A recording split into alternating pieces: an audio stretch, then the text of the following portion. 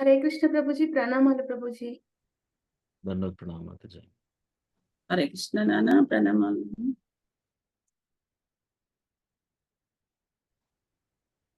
So ఈరోజు మనకు assign చేసిన వర్స్ శ్రీమద్ భాగవతం 257. సో దీనికంటే ముందు మనము మంగళాచరణ ప్రేయర్స్ చేద్దాము. ఆ తర్వాత వర్స్కి వెళ్దాం.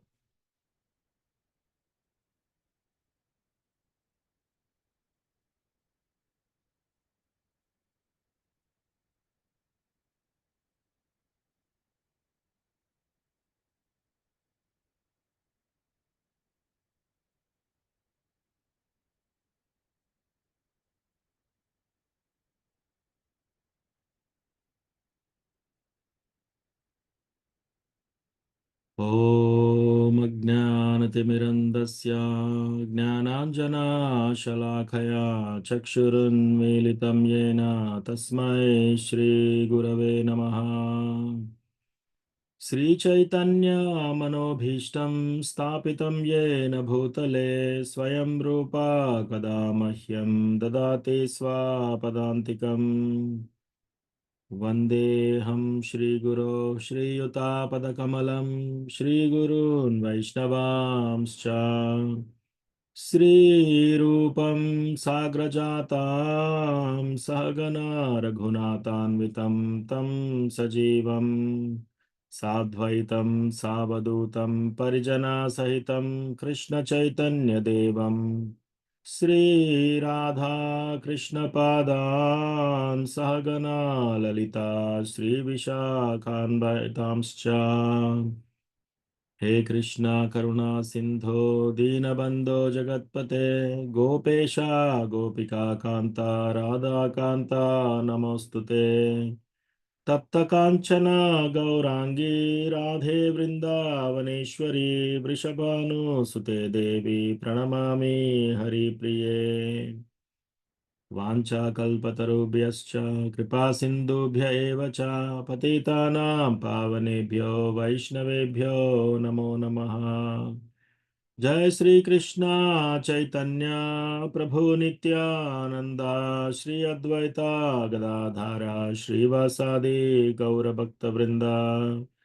हरे कृष्णा कृष्णा कृष्णा हरे हरे, हरे राम राम राम हरे हरे. मत्समो नास्ति पापात्मा न पराधी च कश्चन परिहारेऽपि लज्जा मे किं ब्रुवे पुरुषोत्तमा. युवतीनां यथा योनि यूनां च युवतौ यथा मनोभिरमते तद्वन्मनो मे रमतां त्वयि. भूमौ स्खलितपादानां भूमिरेवावलम्बनं त्वयि जातापराधानां त्वामेव शरणं प्रभो. गोविन्दवल्लभे राधे प्रार्थये त्वमहं सदा त्वदीयम् इति जानातु गोविन्दो मां त्वया सह. राधे वृन्दावनाधीशे करुणामृतवाहिनी कृपया निजपादाब्जा दास्यं मह्यं प्रदीयताम्. त्रिनादपि सुनीचेन तरोरिवा सहिष्णुना मानिना मानदेन कीर्तनीया सदा हरिः. कथञ्चन स्मृते यस्मिन् दुष्करं सुकरं भवेत् विस्मृते विपरीतं स्यात् श्रीचैतन्यं नमामि तम्. संसारदुःखजलधौ प्रतितस्य कामा क्रोधादिनक्रमकरे कबलीकृतस्य दुर्वासना निगडितस्य निराश्रयस्य चैतन्यचन्द्र मम देहि पदावलम्बम्. चैतन्यचन्द्र मम देहि पदावलम्बम्. ओम नमो भगवते वासुदेवाय. ओम नमो भगवते वासुदेवाय. ओम नमो भगवते वासुदेवाय. नारायणं नमस्कृत्य नरं चैव नरोत्तमं देवीं सरस्वतीं व्यासं ततो जयम् उदीरयेत्. नष्टप्रायेषु भद्रेषु नित्यं भागवत सेवया भगवती उत्तमश्लोके भक्तिर्भवति नैष्टिकी. శ్రీమద్ భాగవతం రెండో స్కందం 5వ చాప్టర్ 7వ శ్లోక. హరే కృష్ణ ప్రభుజీ, ప్రణామాలు ప్రభుజీ. దండోత్ ప్రణామ్ రాధా గౌరంగి మాతాజీ, దండోత్ ప్రణామ్. సో ఎవరన్నా హరే కృష్ణ ప్రణామాలు. దండోత్ ప్రణామ్ మాతాజీ. సో ఇది కాల్ అండ్ రిపీట్ చేద్దాము. ఎవరైనా ఒకరు 3 times కాల్ అండ్ రిపీట్ చేసిన తర్వాత మన డివోటీస్ ఈ వర్స్ చెప్పొచ్చు. సభవాన్ అచరద్ఘోరం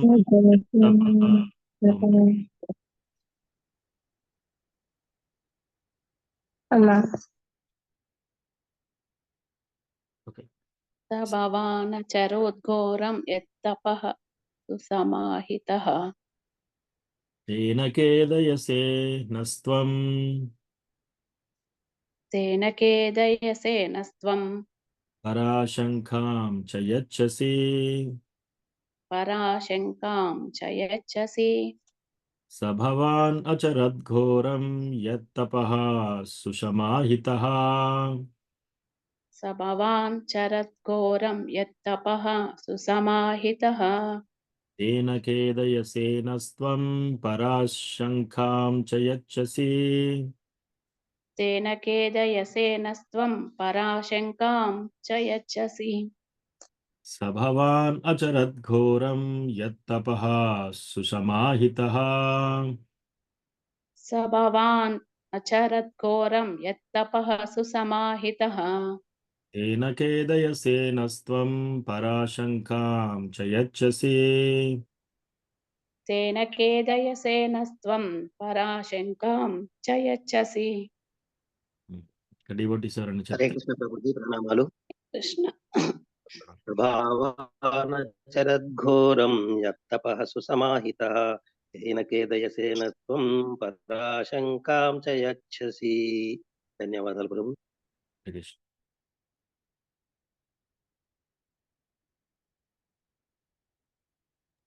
హరే కృష్ణ ప్రభుజీ. సభవానచరద్ఘోరం యత్తపం సమమాహితః తేన కేతయసేనస్త్వం పరాశంకం చ యచ్చసి. హరే కృష్ణ ప్రభు. కృష్ణ.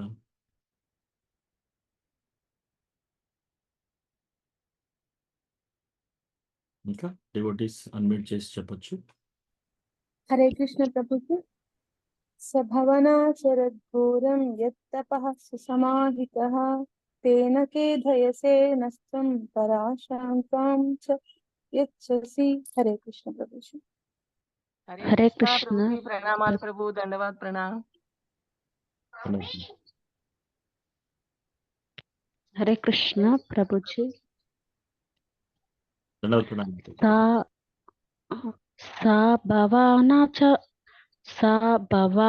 భవానచారద్ఘోరం యత్తపః సుసమాహితః తేన ఖేదయసే నస్త్వం పరాశంకం చ యచ్చసి. Thank you Hare Prabhuji. కృష్ణ ప్రభుజీ హరే కృష్ణ ప్రభు. ప్రణామాలు.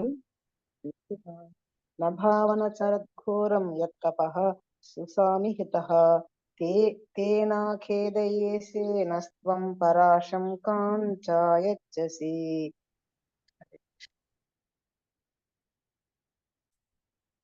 హరే కృష్ణ ప్రభుజీ. స భవానచరద్ఘోరం యత్తపః సుసమాహితః తేన ఖేదయసేనస్త్వం పరాశంకం చ యచ్చసి. హరే కృష్ణ ప్రభు. Thank you. హరే హరే కృష్ణ కృష్ణ ప్రభు.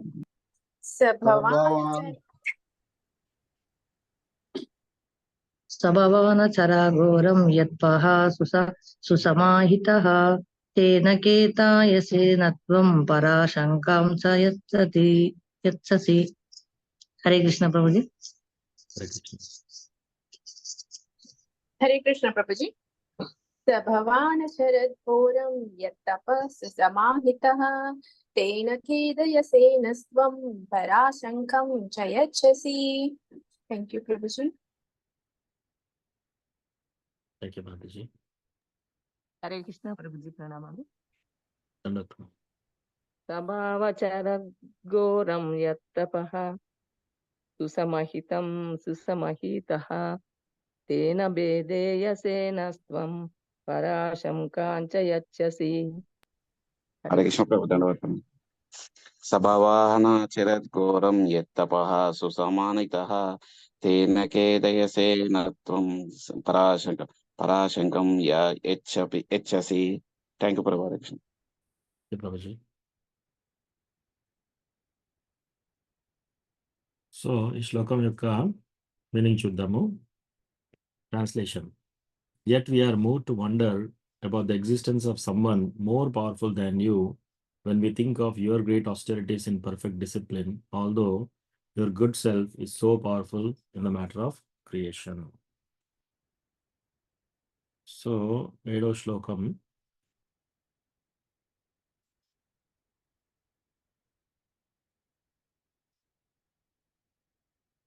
సృష్టి విషయమున అమిత శక్తి సంపన్నుడవైన అప్పటికి పూర్ణముగా అభ్యాసమును నీవు కావించిన కఠిన తపస్సులను తలచినప్పుడు నీకన్నను అధిక శక్తి సంపన్నుడగు వేరొకరిని ఉనికిని గూర్చి మేము ఆశ్చర్యచకితులము అగుచున్నాము.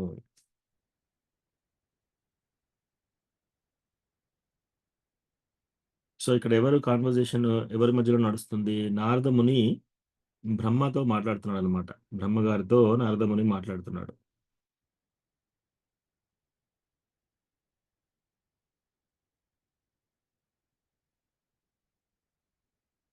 భాష్యము శిల ప్రభుపాదుల వారిచే. శిల ప్రభుపాదికి జాయ్.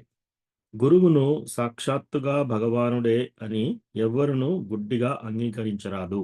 సో చాలా మంది గురువును వాళ్ళు ఎంచుకున్న గురువు సాక్షాత్ భగవంతుడు అని గుడ్డిగా కూడా నమ్మకూడదు. గురువును సాక్షాత్తుగా భగవానుడే అని ఎవరును గుడ్డిగా అంగీకరించరాదు. ఈ విషయమున శ్రీ నారదముని అడుగుజాడలు అనుసరించవలెను. గురువును భగవానునితో సమానముగా గౌరవించవలెను. కానీ తానే స్వయముగా భగవానుడు అని పలికెడి గురువును శీఘ్రమే త్యజించవలెను. సో మనం గురువుని భగవంతునితో సమానంగా కొలవచ్చు, అంతేకాని గౌరవించవచ్చు. అంతేకాని ఎవరైతే తానే నేనే దేవుణ్ణి అని చెప్పుకుంటారో అటువంటి గురువుని ఇమ్మీడియట్గా శీఘ్రమే త్యజించాలి. సృష్టి విషయమున బ్రహ్మదేవుడు కావించిన అద్భుత కర్మలను గాంచి నారదముని అతనిని పరమ పురుషునిగా అంగీకరించాను. కానీ బ్రహ్మ సైతం వేరొక ఉన్నతుడు అగు వారిని అర్చించుటకు గాంచినప్పుడు అతని యందు సందేహములు పొడసూపెను. పరమ పురుషుడు శ్రేష్టతముడైనట్టి వాడు. పూజనీయుడగు అధికుడు అతనికి వేరొకడు ఉండడు. అహంగ్రహోపాసితుడు స్వయముగా భగవానుడగుటకు తనను తానే అంగీకరించుకునివాడు అనున్నది తప్పుదారి పట్టించినటువంటిది. ఎవరైతే నేనే దేవుణ్ణి అని ఎవరైతే గురువులు చెప్పుకుంటారో వాళ్ళందరూ తప్పుదారి పట్టిస్తున్నారనమాట. కానీ భగవానునికిగా నగుటకు భగవానుడు తనతో సహా ఎవ్వరిని అర్చించ అవసరం లేదని బుద్ధిమంతుడగు శిష్యుడు శీఘ్రమే కనిపెట్టగలడు. అహంగ్రోపాసమనున్నది దివ్యానుభవ విధానములందు ఒకానొకటి కావచ్చునేమో కానీ అహంగ్రహోపాసితుడు మాత్రము స్వయముగా భగవానుడు ఎన్నడూ కాబోడు. సో నేనే ఇంకా దేవుణ్ణి అయిపోతాను అని అనుకునే వాళ్ళు ఎప్పుడు కూడా దేవుళ్ళు అలా కాలేరు. దేవుడు ఎప్పుడైనా సపరేటే, మనం సపరేటే. అదొకటి గుర్తుంచుకోవాలి. దివ్యానుభవ విధానము ద్వారా ఎవరును భగవానుడు కాజాలరు. అంటే ఈ దివ్య అనుభవం ద్వారా, ఈ ఆత్మతత్వ జ్ఞానం తెలుసుకున్న ద్వారా, కేవలం ఇదంతా తెలుసుకున్న ద్వారా, శాస్త్రాలు చదవడం వల్ల వాళ్ళు భగవంతులు అయిపోరంట. బ్రహ్మదేవుడే పరమ పురుషుడని నారదముని తలించెను. కానీ బ్రహ్మ కూడా దివ్యానుభవ విధానమునందు నియుక్తుడగుటకు గాంచినప్పుడు అతడి యందు సందేహములు ఉదయించెను. కనుకనే అతడి విషయము అంతటి స్పష్టముగా తెలుపగోరెను. సో నారదముని ఎలా తలుచుకున్నాడు? బ్రహ్మనే అందరికంటే దేవాది దేవుడు అని అనుకున్నాడు. కానీ బ్రహ్మ కూడా ఇంకొక దేవుడిని కొలుస్తున్నాడు అనమాట ఇక్కడ. సో అప్పుడు ఆయనకు సందేహాలు వచ్చేసి ఇప్పుడు అడుగుతున్నాడు అనమాట. అలా ఈ ప్రార్థన చేస్తున్నాడు. సో అది ఇది. సో ఇక్కడికి మనం ఎలా వచ్చాం బేసికల్లీ? సో ఫస్ట్ స్కందంలో భాగవతంలో మనము చిన్న రీక్యాప్ చేసుకుందాము. సో ఫస్ట్ స్కందంలో ఏం చెప్తున్నారు? మొదలు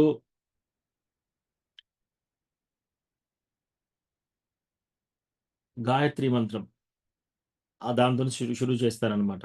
సో బేసికల్గా గాయత్రి మంత్రంలో ఏం చెప్తారు? శ్రీ భగవాను వాచ, శ్లోకం చూపిస్తాను మీకు.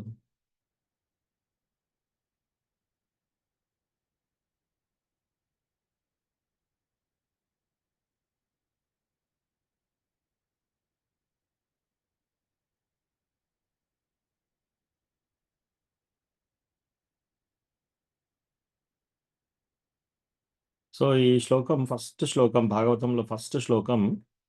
ఇది మనకు దేంతో ఎండ్ అవుతుంది? సత్యం పరం ధీమహి. ఇది ఒక గాయత్రి మంత్రం అన్నమాట.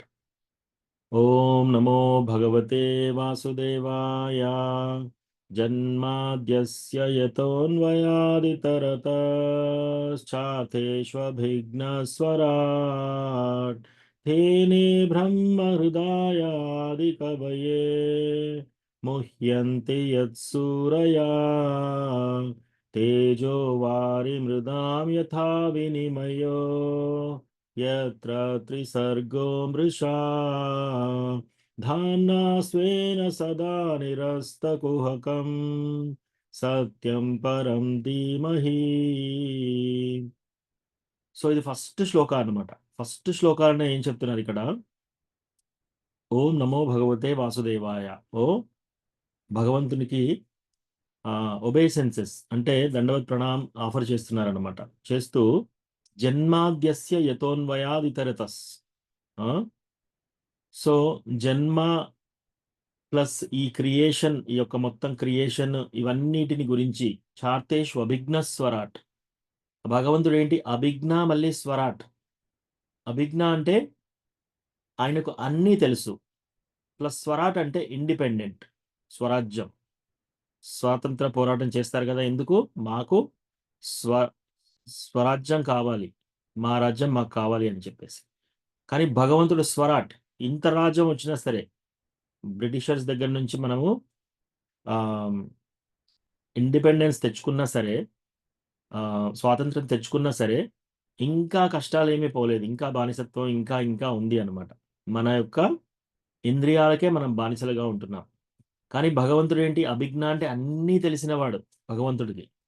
ఇంతకు ముందు తెలుసు, పాత జరిగింది తెలుసు, జరిగేది తెలుసు, జరగబోయేది కూడా తెలుసు. అన్నీ తెలిసిపోతాయి ఆయనకి. స్వరాట్ అంటే ఫుల్లీ ఇండిపెండెంట్, ఫుల్లీ స్వతంత్రుడు అనమాట. ఇంకా ఆయనే ఒకరి దగ్గర పర్మిషన్ తీసుకోవాల్సిన అవసరం లేదు, ఏమీ లేదు. తేనే బ్రహ్మ హృదయ ఆది కవయే. సో ఆయన ఏం చేశాడు? బ్రహ్మ యొక్క హృదయంలో ఆది కవి. సో ఫస్ట్ ఆయన యొక్క హృదయంలో నుంచే చెప్పాడనమాట బ్రహ్మగారికి. ఆయనకు ఈ విషయాలన్నీ బ్రహ్మ యొక్క హృదయం నుంచే మేల్కొల్పు కలిగించాడనమాట. ముహ్యంతి యత్సూరయ. అందరి దేవుళ్ళు కూడా చమత్కారంతో అదైపోతారనమాట. ఏది? దేవాది దేవుడు ఆయనే వాళ్ళను కూడా, దేవతలను కూడా మభ్యపెట్టగలుగుతాడు.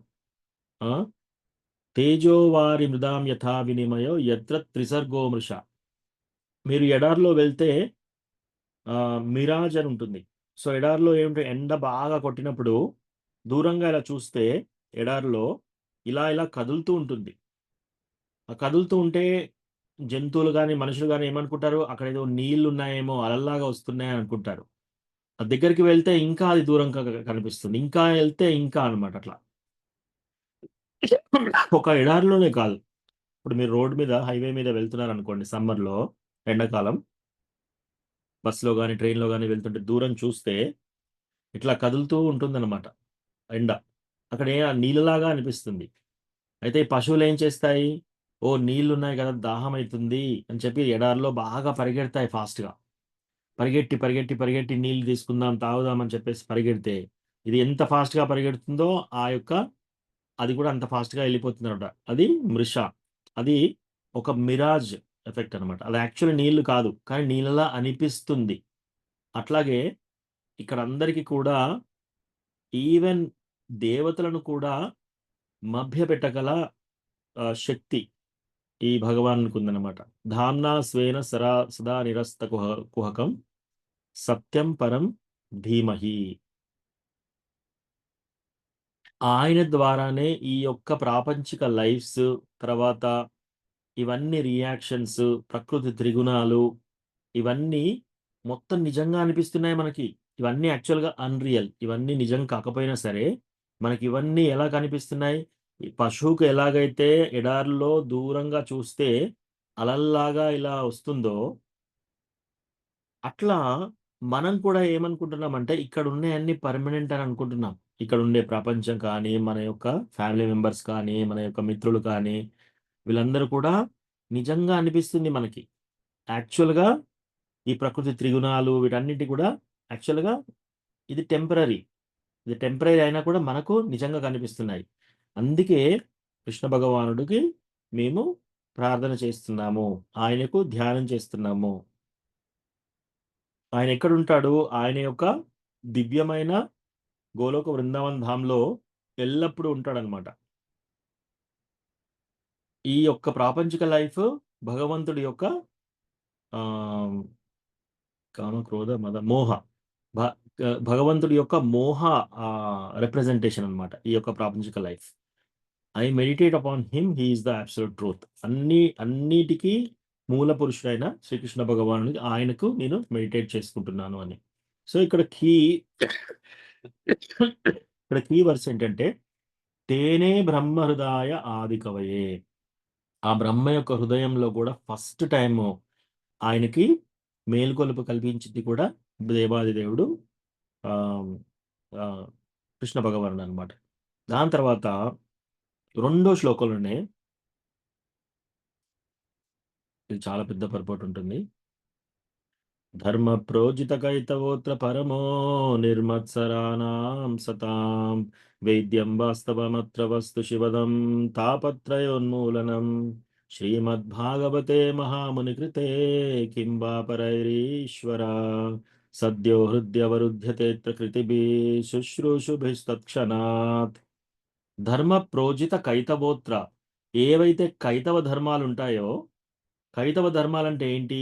భక్తి ఛానల్ పెడితే మీరు వాస్తు, లేకపోతే గ్రహ బలాలు, లేకపోతే మీరు ఈ వ్రతం చేస్తే ఇవి పొందొచ్చు, ఆ వ్రతం చేస్తే అది పొందొచ్చు అని ఇలాంటివన్నీ చెప్పేవి కైతవ ధర్మాలు అనమాట. ఆ ధర్మాలన్నిటినీ ఇమ్మీడియట్గా ఫస్ట్ కిక్అవుట్ చేసేస్తారు. రెండో శ్లోకం భాగవతంలోనే ధర్మ ప్రోజత కైతవోత్ర పరమో నిర్మత్సరానాం సతాం. ఇది భక్తులకి ఎవరైతే అసూయ లేకుండా ఉంటారో వాళ్ళకి అర్థమయ్యేది అనమాట ఇది, ఈ సబ్జెక్ట్ మ్యాటర్. వేద్యం వాస్తవం అత్ర వస్తు శివదం తాపత్రయోన్మూలనం. ఇదేంటంట? ఎంతో ఆస్పీషియస్. శివదం అంటే ఆస్పీషియస్. ఇదేమవుతుంది? తాపత్రయోన్మూలనం, మన యొక్క తాపాలను ఉన్మూలనం చేస్తుంది అన్నమాట. ఇప్పుడు చెట్టుని వేర్ల నుంచి పెకిలించేసామనుకోండి, అప్పుడు ఇంకా చెట్టు బతకదు. చెట్టు కొమ్మలు కట్ చేసినా, ఆకులు కట్ చేసినా, ఒక కొమ్మ అంతా కోసినా కూడా ఇంకో కొమ్మ పెరుగుతూనే ఉంటుంది. కానీ ఎప్పుడైతే మీరు చెట్టుని వేర్లతో నుంచి పెగిలించేసి బయటపడేశారనుకోండి, అప్పుడు ఏమవుతుంది? మళ్ళీ ఆ చెట్టు పెరిగే అవకాశం ఉండదన్నమాట. అట్లా ఈ భాగవతం ద్వారా ఏమవుతుంది? మనకి తాపత్రయ ఉన్మూలనం జరుగుతుంది. అంటే మన యొక్క తాపత్రయాలు ఏమవుతున్నాయి? ఉన్మూలనం, వేర్ల నుంచి పెకిలించబడుతున్నాయి అన్నమాట. అంటే మనకు కొన్ని కోట్ల జన్మల నుంచి వచ్చిన ఈ తాపాలు ఇవన్నిటిని వేర్ల ద్వారా పెకిలించబడుతుంది ఈ భక్తిలోకి వస్తే. శ్రీమద్ భాగవతే మహాముని కృతే కింబా పరైరీశ్వర. ఇటువంటి శ్రీమద్ భాగవతం ఉన్నాక ఇంకా వేరే ఎవరికి మనకు అవసరం? సద్యో హృద్యవరుద్రతే ప్రకృతిభి శుశ్రూషుభిష్ తత్క్షణాత్. As soon as one attentively and submissively hears the message of Bhagavatam, ఎవరైతే ఈ యొక్క భాగవతాన్ని చాలా చక్కగా వింటారో, వినమ్రతా భావంతో ఎవరైతే చక్కగా వింటారో అప్పుడు ఏమవుతుంది, ఈ భగవంతుడు వాళ్ళ యొక్క హృదయంలో ఇమ్మీడియట్‌గా వచ్చేస్తాడు. ఇప్పుడు మీరు మెడిటేషన్ చేయాలంటే కొన్ని సంవత్సరాలు మెడిటేషన్ చేయాలి. అప్పుడు కూడా ఫలితం వస్తుందో లేదో తెలీదు. మీరు ఎప్పుడైతే భాగవతం ఐదర్ చాలా సిన్సియర్‌గా చదవడం మొదలుపెడతారో, లేదా సిన్సియర్‌గా వినడం మొదలుపెడతారో, ఇమ్మీడియేట్‌గా కృష్ణ భగవానుడు ఇక్కడ ఏమంటున్నాడు? పృథివీ శుశ్రూభిష్ భుషిష్ తత్క్షణాత్ ఇమ్మీడియేట్‌గా ఆ సెకండ్‌లోనే కృష్ణ భగవానుడు వచ్చేస్తాడనమాట వాళ్ళ హృదయంలోకి. అంటే ఇప్పుడు మీరందరూ భాగవతం క్లాస్ వింటున్నారు కదా! ఎవరైతే భాగవతం క్లాస్ చక్కగా శ్రవణం మంచిగా వింటారో ఇమ్మీడియేట్‌గా భగవంతుడు వాళ్ళ హృదయంలోకి వచ్చేస్తాడు. మూడో శ్లోకంలో నిగమకల్పతరోర్గలితం ఫలం సుఖముఖాదమృతద్రవ సంయుతం పిబత భాగవతం రసమాలయం ముహురహో రసికా భువి భావుకాః. నిగమకల్పతరోర్ ఇది ఒక డిజైర్ ట్రీ నుంచి వచ్చినట్టు. డిజైర్ ట్రీ అంటే కల్పవృక్షం అంటే ఏంటంటే మనం ఆ వృక్షం దగ్గరికెళ్ళి ఏం అడిగితే అది ఇస్తుందన్నమాట. బృందావనం మొత్తం కల్పవృక్షాలే. మనం గోలోక బృందావనంకి వెళ్ళిన తర్వాత ఆ కల్పవృక్షం ముందట నిలబడేసి నాకు ఒక 10,000 గులాబ్ జామున్ కావాలని అడిగారనుకోండి, 10,000 గులాబ్ జామున్లు ఇచ్చేస్తుంది. అట్లా మీరు ఏది అడిగితే అది ఇస్తుందన్నమాట. అది కల్పవృక్షం. కల్పవృక్షం అంటేనే అటువంటిదన్నమాట. నిగమ కల్పతరోర్ గలితం ఫలం. ఇది చాలా పండినటువంటిది. ఏది? శ్రీమద్ భాగవతం. శుకముఖాద్ అమృత ద్రవ సంయుతం. అది ఏమైంది? ఈ శుక అనే ప్యారెట్, ఈ చిలక, శుక అనే చిలక, సుఖదేవ్ గోస్వామి అనే చిలక కొరికిందనమాట ఆ పండుని. ఇంకా తర్వాత ఏమైంది? పిబత భాగవతం రసమాలయం. ఆ చిలక కొరికిన తర్వాత ఇప్పుడు మీరు మామూలుగా ఒక మామిడి పండును తిన్నప్పుడు ఒక రుచి ఉంటుంది. చిలక దాన్ని కొరికినప్పుడు ఇంకా రుచి బాగా ఉంటుంది. అట్లా ఈ శుకముఖాద్, ఈ శుక అనే సుఖదేవ గోస్వామి నోటిలో నుంచి ఈ భాగవతం వస్తుంటే ఇంకా రసమాలయంగా అయిపోయిందనమాట. ముహురహో రసిక భువి భావుకాః. దీన్ని మనము తీసుకోవాలన్నమాట. అది రిలీజ్ చేయాలి. ఎట్లయితే మనము మామిడి పండు రసాన్ని ఎలా తీసేసుకుంటున్నామో అట్లా ఈ యొక్క లిబరేటెడ్ సోల్స్ ఎవరైతే ఆల్రెడీ మోక్షం వచ్చేసిందో వాళ్ళకి ఇక ఇది నెక్టేరియన్ జ్యూస్ అన్నమాట. సో ఈ శ్లోకాలన్నీ చెప్తారు. ఆ తర్వాత భాగవతం అలా కంటిన్యూ అవుతూ పాండవులు ఎలా రిటైర్ అయ్యారు, పాండవులు రిటైర్ అయిన తర్వాత ఆ తర్వాత పరీక్షిత్ మహారాజ్ ఎలా జన్మించాడు, ఆయన జన్మ ఎవరెవరితో పోలుస్తారు, అవన్నీ డీటెయిల్స్ చెప్తారు. అవన్నీ డీటెయిల్స్ చెప్పిన తర్వాత పరీక్షిత్ మహారాజ్ ఒకరోజు కర్స్ వస్తుంది ఆయనకి. ఆయన కర్స్ వచ్చేసి శాపం వచ్చేసి ఆయన 7 రోజుల్లో చనిపోతాడు అని చెప్తారు. సో అప్పుడు కూడా ఆయన ఏం చేస్తాడు? తిరస్కృత్వా విప్రలబ్ధ. ఆ శ్లోకంలో ఏమంటున్నాడంటే ఎవరైనా డివోటీని ఎవరైనా అవమానించినా సరే ఆ శ్లోకం చూపిస్తాను మీకు. అది వైష్ణవులకి చాలా ఇంపార్టెంట్ శ్లోకం.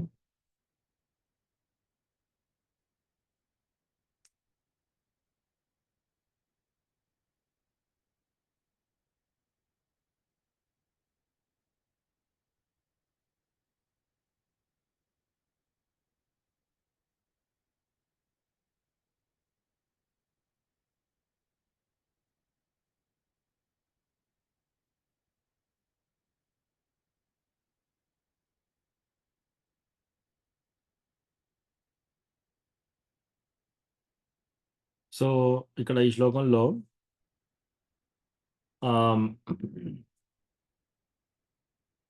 శమిక ఋషి అంటున్నాడు అనమాట. శమిక ఋషి కొడుకు శృంగి, ఆ చిన్న బాలుడు శపిస్తాడు బ్రాహ్మణ పుత్రుడు. పరీక్షిత్ మహారాజు 7 రోజుల్లో తక్షక అనే విష సర్పము వచ్చేసి ఫ్లై అవుతూ వస్తుంది అనమాట. అది బర్డ్, అది పాము ప్లస్ దానికి వింగ్స్ కూడా ఉంటాయి. సో ఆ పాము వచ్చేసి కాటేసి మంటల్లో చనిపోతాడు అని చెప్పేసి శాపం పెడతాడు. ఆయన తండ్రి ఇలా అనుకుంటున్నాడు అనమాట. ఈయన రాజరిషి కదా, ఇప్పుడు ఆయన వచ్చేసి నా కొడుకును దండించినా బాగుండేది. ఈయన ఎంతటి ఘోరం చేశాడు నా కొడుకు, నా పుత్రుడు. శుద్ధ భక్తుడైన పరీక్షిత్ మహారాజ్, ఆయన మహారాజ్ అంటే దేశానికి మహారాజే కాకుండా కూడా ఆయనే రాజరిషి కూడా రాజరిషి కూడా ఆయన ఏంటి ఇప్పుడు మొత్తం భూమండలానికి రాజు. ఆయన ఎలక్షన్ క్యాంపెయిన్కి వెళ్ళాల్సిన అవసరం లేదు, స్పీచెస్ ఇవ్వాల్సిన అవసరం లేదు, ఓట్లు అడగాల్సిన అవసరం లేదు, మొత్తం రాజ్యం అయిందే. ఆయన ఒక్కసారి చెప్పేసి వీళ్ళని అరెస్ట్ చేయంటే వాళ్ళని అరెస్ట్ చేస్తారు, వీళ్ళని చంపేయండి అంటే చంపేస్తారు ఒక్క మాట చెప్తే. ప్లస్ ఆయన కూడా శాపం పెట్టే పొజిషన్ ఆయనకు కూడా ఉంది, ఆయన శాపం పెట్టాడు. నీ శాపం చెల్లదు అని కూడా అనొచ్చు, అది కూడా ఆయన అనడం అనమాట. ఇది దైవ నిర్ణయం అని చెప్పేసి అది అలాగే కానివ్వని చెప్పేసి ఆయన అనుకుంటున్నాడు. ఎప్పుడైతే ఆ పాము ఇలా చుట్టేసి వెళ్ళిపోతాడో ఈ శమిక ఋషి మెడ చుట్టూ ఆయన ధ్యానం చేసుకునేటప్పుడు ఇమీడియట్గా అనుకుంటున్నాడు, అయ్యో నేను ఎందుకు ఇలా చేశాను, ఈ తప్పు కార్యం నేను ఎందుకు చేశాను అని బాధపడుతూ నాకు ఇప్పుడు ఏదో పెద్ద విపదం రావాలి, నేను ఇటువంటి తప్పు ఇంకోసారి చేయకుండా నాకు చాలా పెద్ద పనిష్మెంట్ రావాలని ఆయన పనిష్మెంట్ రావాలి అని ఎదురు చూస్తున్నాడు పరీక్షిత్ మహారాజ్. అది వైష్ణవ క్యారెక్టర్. ఆ తర్వాత శాపం పెట్టేస్తాడు ఆ బాబు, ఆ పిల్లవాడు శాపం పెట్టేసిన తర్వాత వాళ్ళ తండ్రి ఇలా అనుకుంటున్నాడు అనమాట, అయ్యో ఈ రాజు వచ్చేసి నా కొడుకుని అరెస్ట్ చేసినా బాగుండేది, పనిష్మెంట్ ఇచ్చినా బాగుండేది, కానీ ఆయన వైష్ణవుడు. ఆయన ఎలా ఉంటాడు, తిరస్కృత్వా విప్రలబ్ధా శప్తాక్షిప్తా హతాపి నాస్య తత్ప్రతికుర్వంతే తద్భక్త ప్రభవోపి. భగవంతుని భక్తులంట ఎంతో సహనంతో ఉంటారంట. వాళ్ళను ఎవరైనా సరే, భగవంతుని భక్తులను ఎవరైనా సరే వాళ్ళను వాళ్ళ పేరు ఖరాబ్ చేసినా పర్వాలేదు, వాళ్ళని అవమానించినా పర్వాలేదు, వాళ్ళని చీటింగ్ చేసినా పర్వాలేదు, అంటే వాళ్ళని మోసం చేసినా పర్వాలేదు, వాళ్ళని ఎవరైనా కర్స్ చేసినా కూడా, అంటే వాళ్ళని ఎవరైనా శపించినా సరే, వాళ్ళని బాగా డిస్టర్బ్ చేసినా సరే, వాళ్ళని కంప్లీట్గా వదిలేసినా సరే,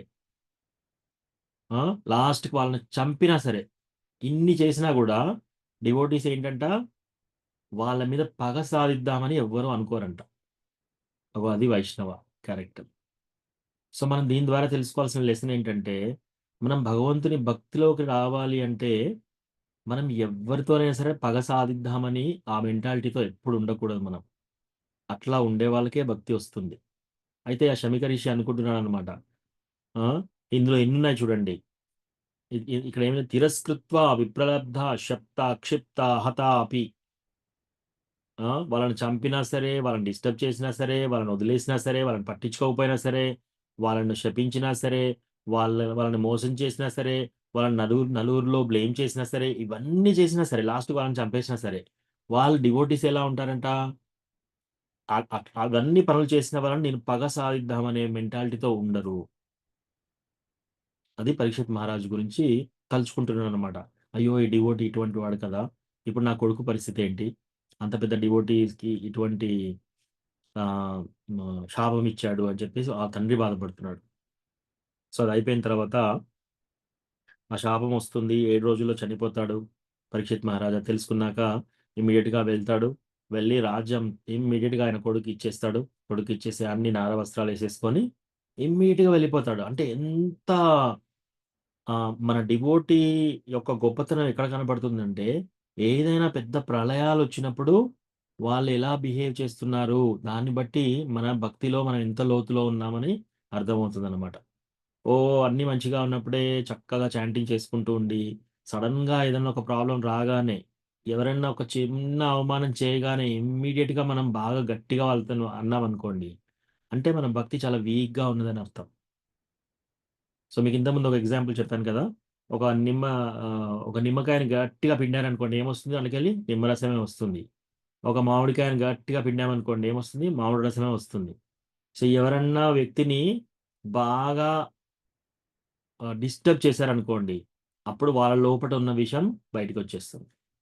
సో ఎవరైనా సరే, మనల్ని ఎవరైనా అట్లా చేసినా సరే, అలా ఎవరైనా అవుతున్నా సరే మనం చూడొచ్చు, మనకు అర్థం అయిపోతుంది అనమాట. నేను ఎంతటి డివోటీనో ఎప్పుడు అర్థమవుతుంది, ఎదుటి వాళ్ళు బాగా నన్ను డిస్టర్బ్ చేసినప్పుడు నేను ఎలా రియాక్ట్ అవుతున్నాను. ఓకే, వాళ్ళు డిస్టర్బ్ చేశారు నన్ను, వాళ్ళు మాటలు అన్నారు నన్ను, నేను ఎలా రియాక్ట్ అయ్యాను, దాన్ని బట్టి మన డివోషన్ ఎలా ఉందో మనం తెలుసుకోవాలన్నమాట. మన డివోషన్ లోతు ఎంత ఉంది అనేది అప్పుడు అర్థమవుతుంది. వాళ్ళు ఒక్క మాట అంటే నేను 10 మాటలు అంటాను అనుకోండి, నా లోపటే ఉంది అంతటి విషయం నా లోపటే ఉంది. అలా మనం తెలుసుకోవచ్చు మన డివోషన్ లోపల ఎంత ఉంది అనేది. సో గురు మహారాజ్ ఏం చెప్తారంటే టాలరేటింగ్ ప్రొవోకింగ్ సిచ్యువేషన్స్ ఎవరికైతే ఆమ్, ప్రేరేపించే విషయాలు ఎదురుపడ్డాయో అప్పుడు వాళ్ళు ఎలా బిహేవ్ చేస్తారనేది బట్టి వాళ్ళ క్యారెక్టర్ ఉంటుంది. నార్మల్ సిచ్యువేషన్లో అందరూ బాగుంటారు, అంతా హ్యాపీగా ఉంది, జన్మాష్టమి అవుతుంది, అంతా హ్యాపీగా ఉన్నారు, అందరూ చక్కగా ప్రభుజీ మాతాజీ అని అంతా మంచిగానే మాట్లాడుతున్నారు.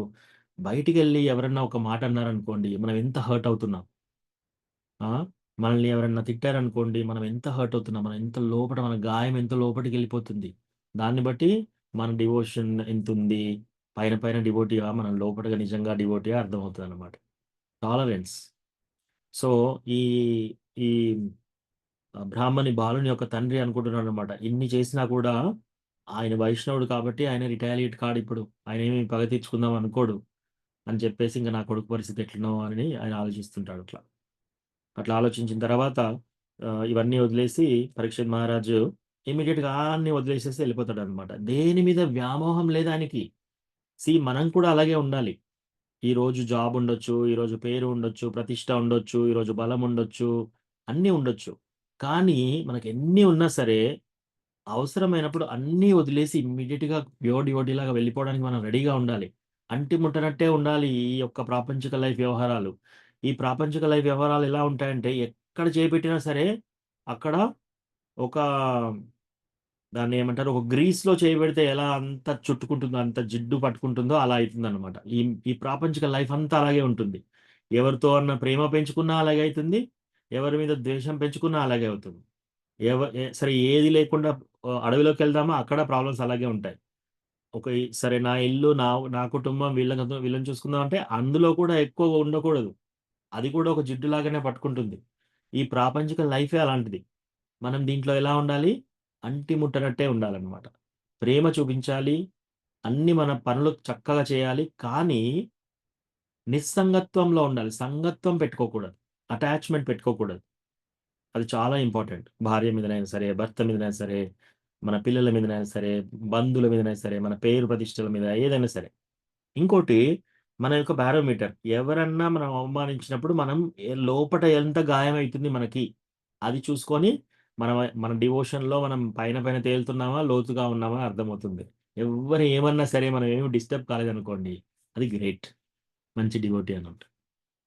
సో అట్లా ఆ తర్వాత పరీక్షిత్ మహారాజు వెళ్ళి సుఖదేవ గోస్వామిని అడుగుతారు, అన్నిటికంటే ముఖ్యమైన విషయం ఏంటి మానవ జాతికి, రెండోది ఎస్పెషల్లీ చనిపోయే ముందు మనిషి తెలుసుకోవాల్సిన విషయం ఏంటి చెప్పండి అని. సో అట్లా చెప్తే ఇప్పుడు సుఖదేవ గోస్వామి ఇవన్నీ చెప్పుకుంటూ వస్తున్నాడు అనమాట. సో ఫస్ట్ ఏం చెప్పాడు,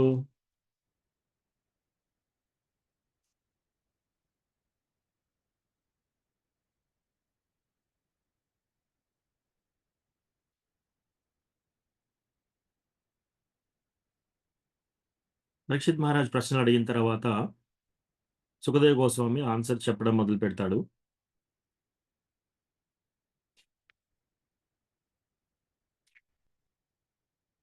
దాంట్లో భక్తి యొక్క సుపీరియారిటీ ఫస్ట్ చెప్తాడు అనమాట. అన్నిటికంటే ఉత్తమమైంది భక్తి, తర్వాత వేరే అష్టాంగ యోగా పద్ధతులు, కర్మ పద్ధతి ఇవన్నీ చెప్పి వీటన్నిటికంటే భక్తి చాలా ఉత్తమమైందని ఫస్ట్ చాప్టర్లో మనకు చెప్తాడు. అది మనం తెలుసుకున్నాం. ఆ తర్వాత మళ్ళీ రెండో చాప్టర్లో కర్మకాండాన్ని రిజెక్ట్ చేయాలి, కర్మకాండాన్ని మనం తీసుకోకూడదు, దాని మీద ఎక్కువ ఇంట్రెస్ట్ పెట్టకూడదు. తర్వాత పరమాత్మ అంటే ఏంటి, ధ్యానాశ్రయ దేని మీద ధ్యానం చేయాలి, ఈ సాధన భక్తి అన్నిటికంటే బెస్ట్ పాత్ అని చెప్పి, క్రమం ముక్తి, తర్వాత ఈ అష్టాంగ యోగ పద్ధతి ఏంటి అవన్నీ సెకండ్ చాప్టర్లో చెప్తారు. తర్వాత మూడో చాప్టర్లో pure devotional service and change in the heart. ఇక్కడ ఏంటంటే ఇతరత్ర దేవతలకు పూజ చేస్తే మనం ఏమవుతాము, తర్వాత దానికి ఉన్న తేడా ఏంటి, ప్యూర్గా శుద్ధ భక్తికి తేడా ఏంటి, ఆ తేడా చెప్తాడనమాట. ఆ తర్వాత ఇంకా ఆన్సర్స్ చెప్తున్నాడు అనమాట, ఏ కోరికలు తీర్చుకోవాలంటే ఏం కావాలి అవన్నీ అందులో చెప్తారు. ఆ తర్వాత 2.4 ప్రాసెస్ ఆఫ్ క్రియేషన్, అసలు ఈ మొత్తం సృష్టి ఎలా జరిగింది అనేది 4వ చాప్టర్లో చెప్పారు. ఆ తర్వాత ఇప్పుడు ఐదో చాప్టర్లో సర్వకారణ కారణము ఎవరు అనేది ఇక్కడ చెప్తున్నారు అనమాట. సో ఫస్ట్ ఇందులో ఏంటి, నారదముని క్వశ్చన్స్ అడుగుతున్నాడు బ్రహ్మని. ఆ క్వశ్చన్స్ ఏమేమి అడుగుతున్నాడు, 6 ప్రశ్నలు వేస్తాడనమాట. దేని గురించి, ఈ యూనివర్స్ గురించి.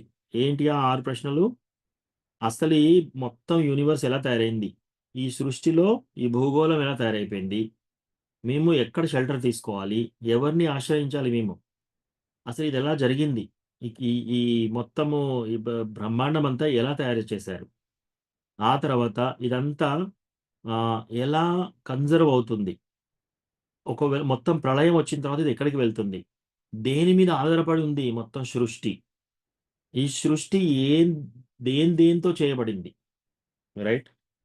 ఇవన్నీ ప్రశ్నలు 6 ప్రశ్నలు అడుగుతాడు అనమాట. 6 ప్రశ్నలు 2 శ్లోకాలలో అడిగిన తర్వాత ఇప్పుడు అంటున్నాడు అనమాట నారదముని, నేను అనుకుంటున్నాను నువ్వే దేవాది దేవుడివి, ఓ బ్రహ్మ నువ్వే దేవాది దేవుడివి, నువ్వు అసలు తపస్సు చేయవలసిన అవసరం ఏముంది, ఇంకెవరైనా నీకంటే పవర్ఫుల్ ఉన్నారా అని ఒక డౌట్ అడుగుతాడు అనమాట. అక్కడ మనం ఉన్నాం కదా ఇప్పుడు ఇవాళ చదివిన శ్లోకం అక్కడ. సో అట్లా అడిగితే నెక్స్ట్ మనకు వచ్చే చాప్టర్లో బ్రహ్మ క్లారిఫై చేస్తాడనమాట. లేదు నేను కాదు, నాకంటే పవర్ఫుల్ ఇంకా ఉన్నాడు కృష్ణ భగవానుడు, ఆయన నుంచే నాకు ఇవన్నీ వచ్చాయి, ఇన్ఫ్యాక్ట్ నాకు ఈ ఇంటెలిజెన్స్, నాకు ఇది చేయడానికి ఆస్కారం కూడా నాకు కృష్ణ భగవాను దగ్గర నుంచే వచ్చింది అని చెప్పేసి. సో ఇవన్నీ తెలుసుకుంటే మనకి ఏమర్థం అవుతుందంటే, బ్రహ్మ ఆయనే ఎంత పెద్ద ఇంటెలిజెంట్ పర్సన్ అంటే, ఈ బ్రహ్మాండాన్ని ఆయన మొత్తం సృష్టించి పెడుతున్నాడు అనమాట. మనమందరం ఎవరెవరు ఎలా ఉండాలి, ఎలా మన రూపం ఎలా ఉండాలి, ఇదంతా సృష్టించాడు ఆయన. అఫ్ కోర్స్ కృష్ణ భగవానుడు ఫస్ట్ ఇదంతా చేసిన తర్వాత ఆయనకు నాలెడ్జ్ ఇచ్చి ఆయన ద్వారా ఇదంతా చేపిస్తున్నాడు. అంత ఇంటెలిజెంట్ పర్సన్ ఇది చేస్తున్నాడు అనమాట. ఒకసారి హిస్ హోలీనెస్ ఇంద్రద్యుమ్న స్వామి మహారాజ్ ఒక క్లాస్ చెప్తున్నారనమాట, ఆయన దీక్షా గురు. సో ఆయన క్లాస్ చెప్తూ ఒకసారి ఏమన్నాడంటే, స్పిరిచువల్ వరల్డ్, ఆధ్యాత్మిక లోకం నుంచి ఫస్ట్ జీవి కింద పడ్డప్పుడు ఫస్ట్ జన్మ వాళ్ళది బ్రహ్మ జన్మ. అంటే మనం ఇప్పుడు క్లాస్లో ఉన్న వాళ్ళందరము ఒకానొకప్పుడు మనందరం బ్రహ్మలం, అంటే ఈ బ్రహ్మాండం మొత్తం సృష్టించే బ్రహ్మలం. అక్కడి నుంచి మన కోరికలతో పాటు మనం ఎక్కడికి వచ్చి పడ్డాం చూడండి, మన పరిస్థితి ఇప్పుడు ఎలా అయిపోయింది, రైట్. ఒక పారాగ్రాఫ్ చదివితే అది గుర్తుండే పొజిషన్ లేదు మనకి. తర్వాత 2 రోజుల కింద 3 రోజుల కింద డిన్నర్ ఏం చేసాము, తిన్నాము ఏదో ఒకటి, ఏం తిన్నామో గుర్తులేదు. వారం రోజుల కింద ఏం తిన్నామో బ్రేక్ఫాస్ట్ గుర్తులేదు. వారం రోజుల కింద పక్క పెట్టండి. మొన్న 2 రోజుల కింద ఏం తిన్నామంటే మనం గుర్తు పెట్టుకోవాలి, ఆల్రెడీ తిన్నాం, ఏ డ్రెస్ వేసుకున్నాము అది కూడా గుర్తుండదు. సో అట్లా మనం ఇంత దిగజారిపోయాం, మనకి ఏ పవర్ లేదు ఇప్పుడు, రైట్. కలియుగంలో ఉన్నాము. ప్రాయణాల్ప ఆయుష్యభ్య కళావస్మిన్ యుగేజన మంద సుమందమతయో మందభాగ్య ఉపద్రుతాహ. ప్రాయణ అల్ప ఆయుషులతో ఉన్నాము ఇప్పుడు. ఇప్పుడు ఈ కలియుగంలో పుట్టిన వాళ్ళందరూ అల్పాయుషులు. అటు ఇటు కొడితే 100 సంవత్సరాలు ఏమైనా బతికితే గ్రేట్. 50 నుంచి మొదలవుతాయి అన్ని ప్రాబ్లమ్స్. ఇంకా 60 తర్వాత ఇంకా వీక్ అయిపోతారు, 70 తర్వాత చాలా చాలా వీక్ అయిపోతారు. అట్లా అల్పాయుష్, అసలు వాళ్ళ ఆయుషే అల్పం. తర్వాత మంద సుమందమతయో మందభాగ్య ఉపద్రుత, వాళ్ళ మందభాగ్యులు ప్లస్ భాగ్యవంతులు కానే కారు, చాలా చాలా దీనమైన స్థితిలో ఉన్నారన్నమాట. బ్రహ్మ స్థితి నుంచి మనం ఎక్కడికి వచ్చాం, ఇలా క్లాస్ వినే వాళ్ళందరూ కూడా ఇంతకుముందు ఎప్పుడో మనందరం బ్రహ్మలుగా ఉన్నాం, అక్కడి నుంచి మనం ఇక్కడికి పడ్డాం. అంటే బ్రహ్మ నుంచి మన యొక్క కోరికలు, మన మైండ్లో మన యొక్క డిజైర్స్ అంటే ఏంటి, మన యొక్క అలవాట్లు ప్లస్ మన యొక్క కోరికలు. డిజైర్ అంటే కోరిక, మన యొక్క కోరికల ద్వారా మనం ఇక్కడికి వచ్చి పడ్డాం. యం వాపి స్మరన్ భావం త్యజత్యంతే కలేవరం తం తం ఏవైతి కౌంతేయ సదా తద్భావ భావితః. చనిపోయే టైంలో యం వాపి స్మరన్ భావం, మనం ఏదైతే తలుచుకుంటున్నామో చనిపోయే టైంలో అదై మన నెక్స్ట్ జన్మలో పుడతాం. మనం ఏం తలుచుకుంటాం చనిపోయే టైంలో, మనము యూజువల్గా ప్రతిరోజు ఏం చేస్తామో, దేని మీద ధ్యాస ఉంటుందో, దేని తలుచుకుంటామో అదే తలుచుకుంటాము అప్పుడు కూడా. సో మన యొక్క అట్రాక్షన్స్ దేని మీద ఉన్నాయి, మన యొక్క కోరికలు దేని మీద ఉన్నాయి, ఇంకేమేం కోరికలు మిగిలి ఉన్నాయి, వాటిని బట్టి మనకు నెక్స్ట్ జన్మ డిసైడ్ అయిపోతుంది అనమాట. అట్లా. సో అక్కడి నుంచి మన జర్నీలో ఇక్కడికి వచ్చి పడ్డాం. ప్లస్ మన యొక్క పాప పుణ్యాలు, మన యొక్క పూర్వజన్మలో చేసుకున్న పుణ్యం పాపం ప్రగలు కర్మనా దైవనేత్రేణ జంతుర్దేహోపపత్తయే స్త్రియా ప్రవిష్ట ఉదరం ప్రేత కణాశ్రయ. సో కర్మనా దైవనేత్రేణ, దేవుడి యొక్క ఓకే మనం ఇప్పుడు దర్శనం తీసుకుందాము. శ్రీల ప్రభుపాదికి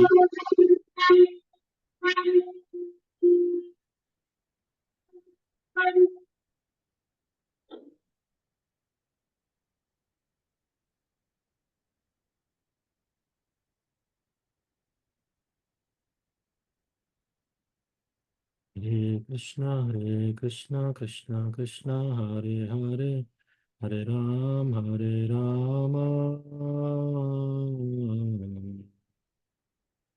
రామ రామ హరే హరే. జై శ్రీ శ్రీ గౌర్నితాయ్ की जय.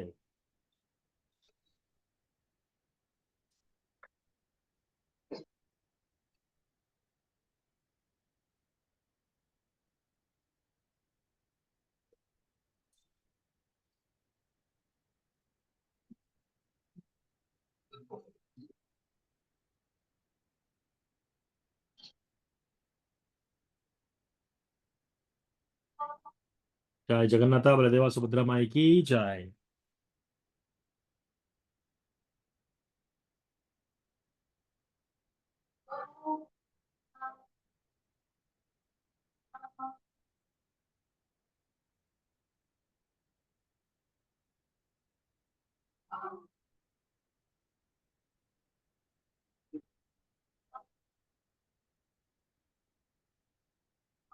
जय श्री श्री राधा नीला माधव की जय.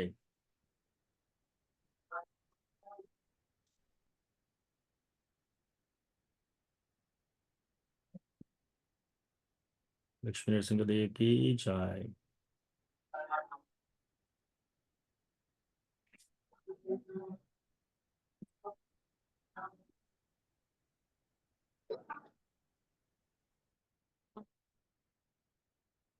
హరే కృష్ణ.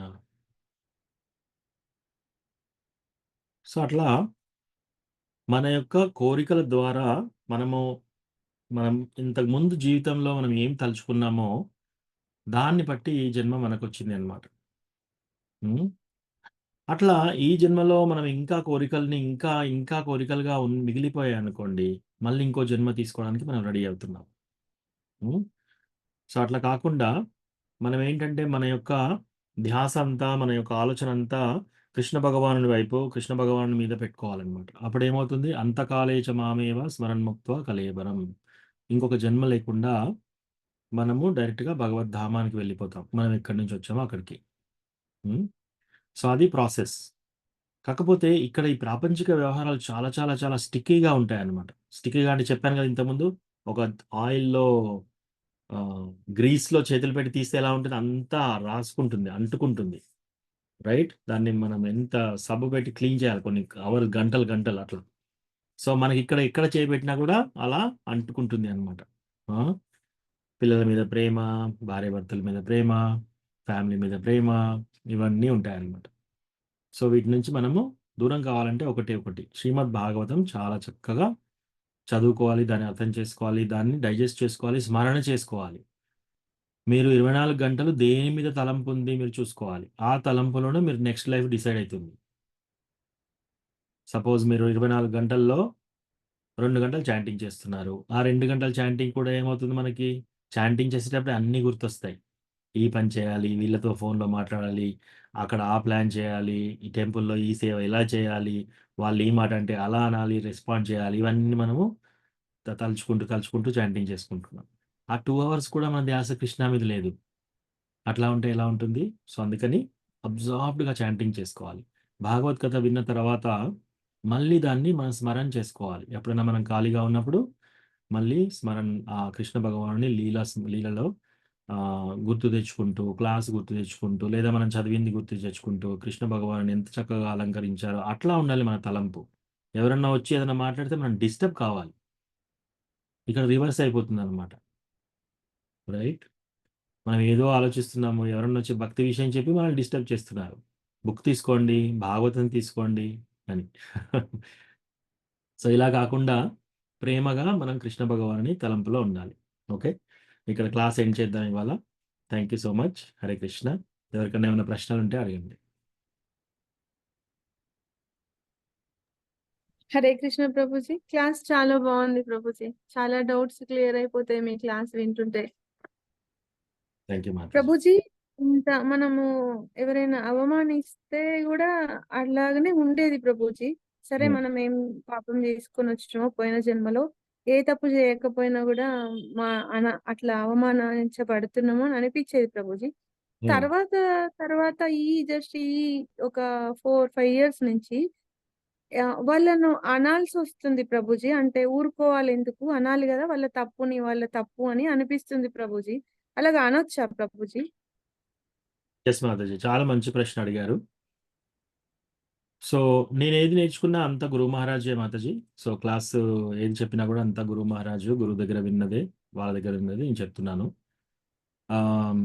సీ మనము హృదయంలో వాళ్ళ పట్ల ద్వేషం పెట్టుకోకూడదు.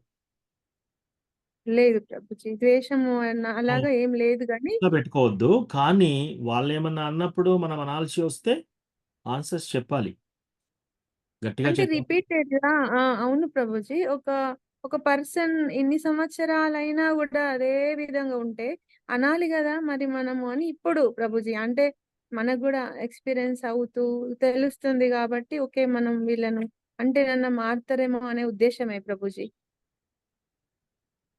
అంటే వాళ్ళని మార్చే ఉద్దేశ్యం కూడా మనం ఎక్కువ ప్రయత్నం చేయొద్దు మాతాజీ. అంటే మనం ఏం చేయొచ్చు అంటే వాళ్ళకి భగవంతుని భక్తిలోకి రావడానికి అవకాశం కలిగించే ఛాన్స్ ఉంటే చేయండి. Plus okay Prabhuji. వాళ్ళేమన్నా మనల్ని అడ్వాంటేజ్ తీసుకొని ఎట్లాగో వీళ్ళు ఇప్పుడు సాఫ్ట్ అయిపోయారు, ఇప్పుడు భక్తిలోకి వచ్చారు, ఇంకా వీళ్ళతో మాకు ప్రాబ్లం ఏం లేదు అని చెప్పేసి మనం ఎప్పుడు కూడా డోర్ ముందట, మన ఇంటి ముందట కాళ్ళు తుడుచుకునే ఒక క్లాత్ వేస్తాం కదా, అలా కాకూడదు. అందరూ వచ్చి కాళ్ళు తుడుచుకొని వెళ్తారు చూడండి, అట్లా కాకూడదు ఎప్పుడు. రైట్? ప్రభుజీ. కావాల్సినప్పుడు మనము గట్టిగా ఆన్సర్ చెప్పాల్సినట్లు చెప్పాలి. గట్టిగా గొడవ పెట్టుకోవాల్సినప్పుడు పెట్టుకోవాలి. కానీ లోపట మాత్రం ద్వేషం మాత్రం ఉండకూడదు. లోపట వాళ్ళని హతమార్చాలని, లేకపోతే వాళ్ళని పబ్లిక్‌లో అవమానించాలని కానీ, అటువంటిది మనము ఏమి చేయకూడదు. వాళ్ళంతట వాళ్ళెవరైనా మన సైడ్ వచ్చేసి అట్లా అన్‌ఈజీగా ఏమైనా క్రియేట్ చేస్తే మనం ఆన్సర్ చేయాలి. డెఫినిట్‌గా ఆన్సర్ చేయాలి.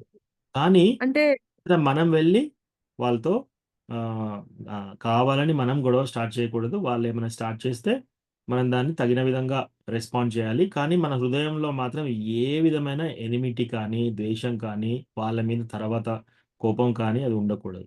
దాంట్లో టెస్ట్ ఏంటిది? లేదు. దాంట్లో ఒక టెస్ట్ ఉంటుంది మనకి. ఆ టెస్ట్ ఏంటిది?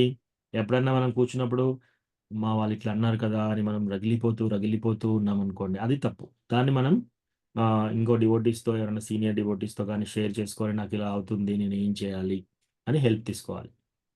అట్లా కాకుండా అప్పటికప్పుడు సిట్యుయేషన్ ప్రకారం ఎవరైనా మనల్ని అవమానించడానికి కానీ, లేకపోతే మనకు హాని చేయడానికి వచ్చినప్పుడు మాత్రం డెఫినిట్‌గా మనం ప్రొటెక్ట్ చేసుకోవాలి. 100% ప్రొటెక్ట్ చేసుకోవాలి. ఆ ప్రొటెక్షన్‌లో మనం ఏం చేసినా కూడా తప్పేం కాదు. అదొక పాయింట్. రెండోది, ఒకవేళ వాళ్ళు డివోటీ అనుకోండి. మనము డివోటీయే, వాళ్ళు డివోటీయే. అప్పుడు చాలా జాగ్రత్తగా ఉండాలి. వాళ్ళేమన్నా చేసినా కూడా తప్పు. మనం సాధ్యమైనంత వరకు అది సహించుకోవడం బెటర్. అమానినా, మానదేనా. మనం వాళ్ళకి రెస్పెక్ట్ ఇవ్వాలి. వాళ్ళు మనకు రెస్పెక్ట్ ఇయ్యాలని మనం వేచి చూడకూడదు. వాళ్ళు మనకు రెస్పెక్ట్ ఇయ్యకపోయినా పర్వాలేదు. ఇది చాలా, చాలా, చాలా, చాలా, చాలా కఠినమైన విషయం ఇది. చాలా కష్టమైన విషయం. కానీ ఇది ప్రాక్టీస్ చేసుకోవాలి. ఇది ప్రాక్టీస్ చేసుకుంటుంటే మనము భక్తిలో ముందుకెళ్ళడానికి అవకాశం వస్తుందన్నమాట. ప్రభుజీ ఇంకా నాకు మెల్లమెల్ల అవును. Okay Prabhuji, thank you Prabhuji. నాకు ఇది ఒకటే అనుమానం ఎప్పుడు ఉండేదన్నమాట. ఇన్ని రోజులు ఒకలాగా ఉన్నా కదా, ఇప్పుడు ఎందుకు నేను వాళ్ళని అపోజిట్ చెప్తున్నా అనేసి అలా కూడా ఉండకూడదా, ఇన్ని రోజులు బాగున్నా ఇప్పుడే బాగలేనా అనే డౌట్ ఉండే ప్రభుజీ. థ్యాంక్ యూ ప్రభుజీ. Thank you so much. Hare Krishna. Hare Krishna ప్రభుజీ. థ్యాంక్ యూ సో మచ్ ప్రభుజీ. థ్యాంక్ యూ మాతాజీ. హరే హరే కృష్ణ కృష్ణ ప్రభుజీ. ప్రభుజీ. ప్రణామాలు ప్రభుజీ. హరే కృష్ణ. ప్రభుజీ ఎస్ మాతాజీ. ప్రభుజీ బయటి బంధువులతో ఫ్రెండ్స్ తో అంటే కాదు కానీ కుటుంబ సభ్యులతోటి మనము అట్లా అంటి ముట్టినట్టుగా అనుబంధం తగ్గించుకొని ఉండగలుగుతామా ప్రభుజీ? సో దాంట్లో మాతాజీ అంటిముట్టినట్టు అంటే వాళ్ళతో దూరం ఉండమని కాదు ఇక్కడ అర్థం. కుటుంబ సభ్యులతో మనం ప్రేమగా ఉండాలి. ఫ్యామిలీ మెంబర్స్తో కానీ కుటుంబ సభ్యులతో ప్రేమగా ఉండాలి. అర్జునుడు ఏం చేశాడు? భగవద్గీత అంతా విన్నాడు. భగవద్గీత అంతా విన్న తర్వాత ఆయన కొడుకు చనిపోయాడు, అభిమన్యుడు. చనిపోగానే ఇమ్మీడియట్గా అక్కడి నుంచి యుద్ధం నుంచి వచ్చేసిన తర్వాత కాలి క్యాంప్లో అక్కడ కొడుకు లేడు. చాలా ఏడుస్తాడు. ఎంత ఏడుస్తాడంటే కింద పడి ఏడుస్తాడు అనమాట. అప్పుడు ఆయన గుర్తులేదా భగవద్గీత? సో వైష్ణవాస్ రిలేషన్షిప్ చాలా చాలా బాగుండాలి. యాక్చువల్లీ డివోటీస్ మధ్యలో రిలేషన్షిప్స్ చాలా ఎక్కువగా ఉంటాయి. సో డివోటీస్ ఎవరన్నా ఇట్లా దూరమైనప్పుడు బాధపడడం కానీ ఏడవడం కానీ చేయొచ్చు. కానీ ఎంతకు మరీ తెల్లారి లేసి మన పని మనం చేసుకోలేనంత దిగ్భ్రాంతిలో ఉండకూడదు. అది నేను చెప్పేది. సో అర్జునుడు అంత ఏడ్చాడు ఆ రాత్రిపూట. నిద్ర ఎట్లా నిద్రపోయాడో పోలేదో తెలియదు. తెల్లారి లేసి యుద్ధం మాత్రం చాలా గట్టిగా యుద్ధం చేశాడు. కోర్స్ ఆయన గుడాకేశ అంటే అర్జునుడు ఇంకోటి. ఆయన నేను నెక్స్ట్ 20 రోజులు నేను నిద్రపోవద్దు అని అనుకుంటే 20 రోజులు నిద్ర లేకుండా ఉండగలుగుతాడు. సో అట్లా ప్రాక్టీస్ చేసుకున్నాడు అనమాట ఆయన విద్య అంతా. సో అర్జునుడు అంత ఏడ్చినా సరే మన నెక్స్ట్ డే చాలా చాలా గంభీరంగా ఫైట్ చేశాడు. అంటే ఆయన యొక్క డ్యూటీ ఆయన పర్ఫామ్ చేశాడు. మనం కూడా మన యొక్క భక్తి, మన యొక్క డ్యూటీస్ ఏమేమి ఉన్నాయో అవన్నీ చేయాలి. సో ఫ్యామిలీ మెంబర్స్కు వచ్చినప్పుడు మాతాజీ మీరు దూరం ఉండడం అని చెప్పట్లేదు ఇక్కడ. డెఫినెట్గా ప్రేమ ఉండాలి. ఇంకా ఎక్కువగా వైష్ణవ కిడ్స్, వైష్ణవ రిలేషన్షిప్స్ ఇంకా ఇంకా ఎక్కువ ప్రేమానుబంధాలతో ఉంటాయన్నమాట. సో అవన్నీ ఉండాలి. వాళ్ళని చూసుకోవాలి, అవన్నీ చేయాలి. తల్లిదండ్రులుగా మన బాధ్యత మనం చేయాలి. పిల్లలుగా తల్లిదండ్రులకు చేసే బాధ్యతలు వాళ్ళు చేయాలి. ఇవన్నీ ఉండాలి. కానీ ఇది శాశ్వతమైన బంధం కాదు అనేది మాత్రం మనకు తెలుసుకోవాలి. తెలుసుకొని ఇప్పుడు కాదు, ఎప్పుడైనా సరే, ఎవరికైనా సరే ఆ యొక్క బంధాలు తెగిపోయినా సరే మనం సర్వైవ్ కాగలగాలి. దాంతోపాటు మనం కూడా కంప్లీట్గా డౌన్ కాకూడదు. సో అది చెప్పడం ఇక్కడ. సో ఎక్కువగా ఇదే పర్మనెంట్ రిలేషన్షిప్ అని అనుకోకూడదు. అది మెయిన్ ఇంపార్టెంట్. ఓకేనా Mataji? Okay, thank you Prabhuji. Hare Krishna. Hare Krishna Prabhuji. Yes Mataji. ఇవన్నీ దాటి ముందుకు రావాలంటే ఇంకా ఎంత స్ట్రాంగ్ గా ఉండాలి ప్రభుజీ? సో మాతాజీ మనకు ఆ స్ట్రెంగ్త్ మనంతటా మనము తెచ్చుకోలేము. సో మనం చాంటింగ్ చేస్తూ ఉంటే భగవంతుని యొక్క కథ వినడం ద్వారా ఆటోమేటిక్గా మనకు జనయత్యాసు వైరాగ్యం జ్ఞానం చ యద హైతుకం. సో కావలసిన డిటాచ్మెంట్, వైరాగ్యం భగవంతుడు మనకి ఇస్తాడు. కానీ మనం భక్తిలో చాలా చాలా మంచిగా ఎస్టాబ్లిష్ అయి ఉండాలి. మన ఫోకస్ అంతా కృష్ణ మీద ఉండాలి. ఎస్, మనం 100% చూసుకోవాలి ఫ్యామిలీ మెంబర్స్ని, ఇవన్నీ జరిగేటి అన్నీ మనం చూసుకోవాలి. కానీ వాళ్ళతో సంగత్వం ఎక్కువగా డీప్గా పెట్టుకోకూడదు. సంగత్వం కాకుండా నిస్సంగత్వంలో ఉండాలి, డిటాచ్డ్గా ఉండాలి. అంతెందుకు వాళ్ళు మన ఫ్యామిలీ మెంబర్సే కాదు, ఈవెన్ టెంపుల్ సర్వీస్ కూడా మనకి ఎవరైనా సర్వీస్ ఇస్తే ఆ సర్వీస్లో కూడా మనం అటాచ్ కాకూడదు. ఇవాళ ఈ సర్వీస్ ఇచ్చేసి మాతాజీ ప్రభుజీ ఇక్కడ కాదు మీ అవసరం ఇంకొక కాడు ఉంది అంటే ఇమీడియట్గా వెళ్ళాలి, ఇంకో పని చేసేస్తే. లేదు నేను ఈ సర్వీస్ హెడ్ని, నేను ఈ డిపార్ట్మెంట్ హెడ్ని, నన్ను ఇలా తొలగిస్తారు, నేను ఆ సర్వీస్ నేను ఎలా చేస్తాను, అట్లా చేయకూడదు. ఎవరన్నా సీనియర్ డివోటీ, చాలా పెద్ద సీనియర్ డివోటీ వచ్చేసి మనకి ఓకే నువ్వు 5 సంవత్సరాల నుంచి డ్యూటీ చేసావు, ఇక్కడ మీ సర్వీస్ ఉంది, ఇక్కడ చేయండి అంటే మనం అది వదిలేసి వెళ్ళిపోవాలి అంతే. సర్వీస్కి కూడా మనం సంగత్వం పెట్టుకోకూడదు అట్లా. సో అది ఎలా వస్తుంది? మన సాధన ద్వారా. మనము చాంటింగ్ చాలా మంచిగా ఫోకస్డ్గా చాంటింగ్ చేస్తే, తర్వాత భాగవత కథ రోజు చదవడం కానీ వినడం కానీ, తులసి వర్షిప్, తులసి పూజ, తర్వాత విగ్రహారాధన, డివోటీ అసోసియేషన్, భక్తుల సాంగత్యం, ఈ 5 రోజు చేస్తూ ఉంటే క్రమక్రమంగా మనకు ఆటోమేటిక్గా అది వస్తుంది. ఇంకోటి ఏంటంటే మనం కృష్ణ భగవానుని ప్రేయర్స్‌లో ఉండాలనమాట. మనకి ఇదంతా చేసేటప్పుడు మనకు అర్థమవుతుంది. ఏటి మనం చేయగలుగుతున్నాం చక్కగా, ఏమేమి మనం చేయలేకపోతున్నాం. మన లోపట ఉన్న లోపాలేంటి? మనకి ఇంకా వేటి మీద వ్యామోహం ఉంది. మనకి ఇంకా అటాచ్‌మెంట్స్, సంగత్వాలు దేని మీద ఉన్నాయి. అవి మనకు తెలిసిపోతాయి. అప్పుడేం చేయాలి? కృష్ణ భగవానుడిని చక్కగా ప్రేయర్ చేయాలి. ఓ కృష్ణ, ఈ పరిస్థితి నుంచి నేను బయటపడలేకపోతున్నాను. నాకు హెల్ప్ చేయి. దయచేసి నాకు హెల్ప్ చేయి. అని చెప్పేసి అట్లా మనం కృష్ణకి రోజు ప్రేయర్స్ చేయాలి. అట్లా కుంతి మహారాణియే ప్రే చేస్తుంది. ఆమె ఏమంటుంది? ఈ పాండవులు, వృష్ణులు ఇద్దరి సైడ్ నుంచి నాకు రిలేషన్‌షిప్స్ కట్ చేసేసేయి. ఎందుకు? నేను డైరెక్ట్‌గా నేను నా గంగా ప్రవాహం ఎలా ఉండాలి, అట్లా నేను ప్రవహించి వెళ్ళిపోవాలని చెప్పేసి. ఆ శ్లోకం మీకు చూపిస్తాను.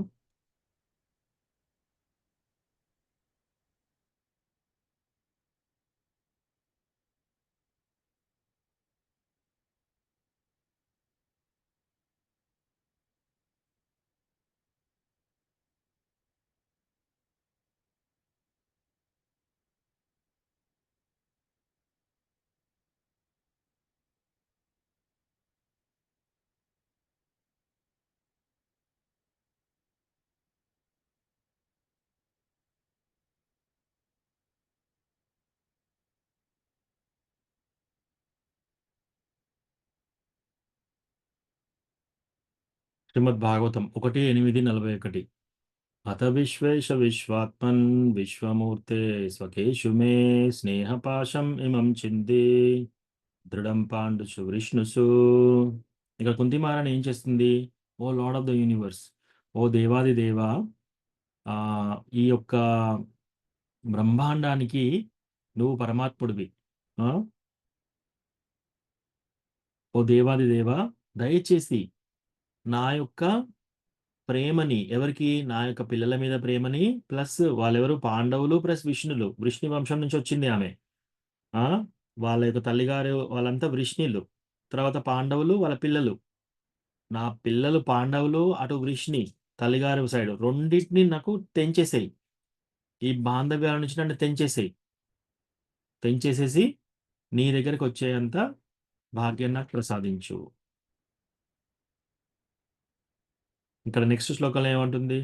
త్వయిమేనన్య విషయా మతిర్మధుపతే సకృత్ రతిం ఉద్వహతా దద్దా గంగేవౌగం ఉదన్వతి. ఓ లార్డ్ ఆఫ్ మధు, ఓ కృష్ణ, గంగా నది ఎప్పుడైనా కూడా అది ప్రవహిస్తూనే ఉంటుంది. ఆ ప్రవహించే మధ్యలో రాళ్ళు, తర్వాత ఏదన్నా గుట్టలు వచ్చినా కూడా ఏమవుతుంది? ఇంకా ఏదో ఒక చోటు చూసుకొని ఆ నీళ్ళు వెళ్ళిపోతూనే ఉంటాయి.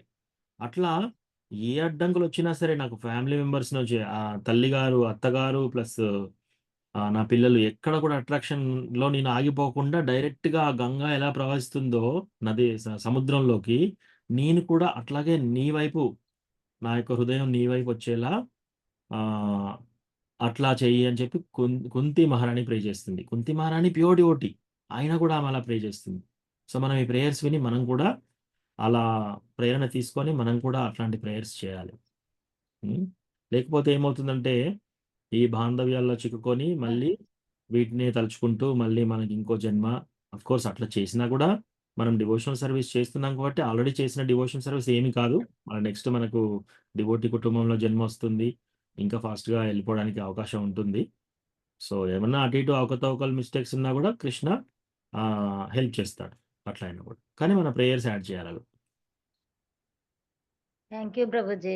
ప్రణామాలు ప్రభుజీ. హరే కృష్ణ. హరే కృష్ణ ప్రభుజీ. ప్రణామాలు ప్రభు. ప్రభు Yes. ఇప్పుడు చెప్పిన శ్లోక ఎన్నో చెప్పరా ప్రభు మళ్ళీ? ఓకే. ఇది శ్రీమద్ భాగవతం 1:8-41-42. ప్రభు చిన్న సందేహం ప్రభు. యెస్ మాతాజీ. ఇప్పుడు మనం భక్తిలో ఉన్నా గానీ మన పిల్లలు ఇటు భక్తికి కాకుండా అటు అభక్తికి కాకుండా మధ్యలో కొట్టుమిట్ట ఆడుతూ ఉంటారు అనుకోండి. అయితే మీరు ఇటు భక్తిలోకి రావాలి బాబు, మనం అలా చేయకూడదు, అది ఇదని అన్ని మనం ఎన్ని చెప్పినా మళ్ళీ వాళ్ళు వేరే వాళ్ళ ద్వారా విని ఏం చెప్తుంటారు అంటే, అమ్మ మేము పూర్తిగా మా కర్మలు పోయి మనం భక్తిలోకి రావాలి అంటే అదేంటి ప్రభు, పితృదేవతల పూజ చేయాలట, పితృశాపాలు ఉన్నాయంట మాకు, అలాంటివి తొలగిపోతే మేము భక్తిలోకి పూర్తిగా అడిగడగలము అని ఉమ్. ఇట్లా మాకు సమాధానాలు చెప్తున్నారు ప్రభు. ఇది కరెక్ట్ అవుతుందా ప్రభుజీ? మరి ఆ పితృదోషాలు అనేటివి కూడా ఉంటాయా మనకి? లేదు మాతాజీ, అటువంటిది ఏమీ లేదు. రిక్వైర్మెంట్ ఏమీ లేదు. భక్తి ఎవరైనా చేయొచ్చు, ఎవరైనా స్టార్ట్ చేయొచ్చు. భక్తి స్టార్ట్ చేయడం కోసము ఈ దీంట్లో మనకి ఈ ప్రాబ్లమ్స్, ఆ ప్రాబ్లమ్స్ అని అన్ని ఏమీ లేదు. మీకు శ్లోకం చెప్తాను. దేవర్షి భూతాప్తనృణాం పితॄణాం, మీకు ఆ శ్లోకం ఇస్తాను అన్నాడు. ప్రభు 8:40.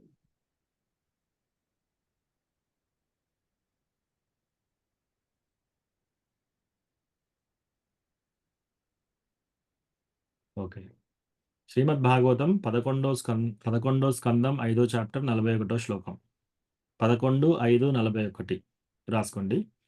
దేవర్షి భూతాప్తనృణాం పితॄణాం న కింకరో నాయమృణీచ రాజన్ సర్వాత్మనాయ శరణం శరణ్యం గతో ముకుందం పరిహృత్య కర్తం. ఓ రాజా, ఎవరైతే ఈ యొక్క ప్రాపంచిక డ్యూటీస్ నుంచి దూరం అయిపోయి మీ యొక్క పాద పద్మాలను ఎవరైతే శరణు తీసుకుంటారో వాళ్ళకి ఈ రుణాలన్నిటి నుంచి ఈ రుణాలు ఏమీ ఉండవట. వాళ్ళకి ఏ రుణాలు? దేవర్షి దేవతల రుణం కానీ, ఋషుల రుణం కానీ, తర్వాత మళ్ళీ ఇతరత్ర జీవులు, సపోజ్ కొందరు టీచర్స్, స్కూల్లో పాఠాలు చెప్పేవాళ్ళు, రిలేటివ్స్, బంధువులు, ఫ్రెండ్స్, మిత్రులు, మ్యాన్ కైండ్, మానవాళి, ఈవెన్ వన్స్ ఫోర్ ఫాదర్స్, పితృదేవతలు కూడా, చనిపోయిన పితృదేవతలు కూడా, వాళ్ళతోని రిణము అనేది ఉండదు.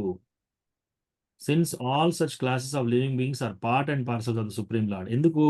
వీళ్ళందరూ కూడా కృష్ణ భగవానుడు, దేవాది దేవుడి యొక్క పార్ట్ అండ్ పార్సల్స్.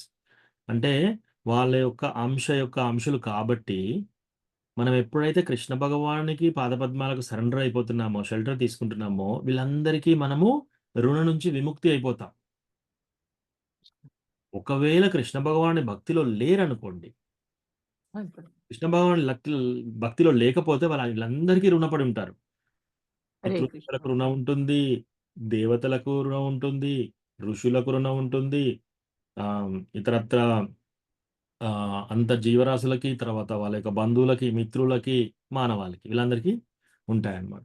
సో ఇది మీరు చూడండి, ఈ పరపోటు ఇదంతా చూసి మీరు ఇట్లా ఎవరన్నా ఏదైనా చెప్పినప్పుడు కూడా వాళ్ళను ఆ శ్లోకం అడగాలి. మీరు శ్లోక అడిగితే అప్పుడు వాళ్ళు శ్లోక తీసుకురాలేదు, ఏదో ఊహించుకుంటారు, చెప్తారు. కానీ ఇక్కడ మనకి భాగవతంలో ఈ శ్లోకం క్లియర్గా ఉంది. ఏంటి? భక్తులకు ఇటువంటి రుణాలు ఏమీ ఉండవు. అందుకే యాక్చువల్లీ వాళ్ళు వచ్చి ఇంకా భక్తి చేస్తే వాళ్ళకి ఈ రుణాల నుంచి విముక్తి జరుగుతుంది. ఒకవేళ భక్తిలో లేరనుకోండి, ఒక పితృదేవతల రుణం ఏంటి? మరి దేవతల రుణం ఎవరు తీరుస్తారు? మానవాళి రుణం ఎవరు తీరుస్తారు? ఇవన్నీ ఋషుల రుణం ఎవరు తీరుస్తారు? అవన్నీ తీర్చుకుంటూ వెళ్ళాలి వాళ్ళు. మరి అప్పటి వరకు వాళ్ళు ఇక్కడే ఉంటారు. సో ఇది ప్రభు అదే అంటారు, మీరు భక్తి చేస్తున్నారు, మీరు భగవంతుని నమ్మిండ్రని మీకు రుణాలు ఉండకపోవచ్చు, కానీ మీ పిల్లలం కదా మేము. మరి మేము భక్తిలో లేనప్పుడు మీ ప్రసాదం తింటున్నాం, మీ సేవ చేయడానికి చేస్తున్నాం, మరి మాకు ఉంటాయి కదా అని అడుగుతున్నారు. అంటే మీరు ఇట్లా భక్తి చేసిన తర్వాత అవి రావు. ఏది చేసినా ఇప్పుడు మనం సంవత్సరానికి ఒకసారి పితృదేవతలు కానీ, ఇప్పుడు మా వారు కానీ, ఇట్లా మా మామగారు కానీ, అత్తగారు కానీ, వాళ్ళ కొరకు మనం తద్దినం అనేది అలాంటివి చేస్తాం కదా ప్రభు. అయితే ఇలాంటివి చేయకుండా నేను మన టెంపుల్లోనే భగవంతునికి భక్తులకు ప్రసాదం ఇస్తే అది సరిపోతుంది, ఇలాంటివి మనం చేయ అవసరం లేదు అని చెప్తాను.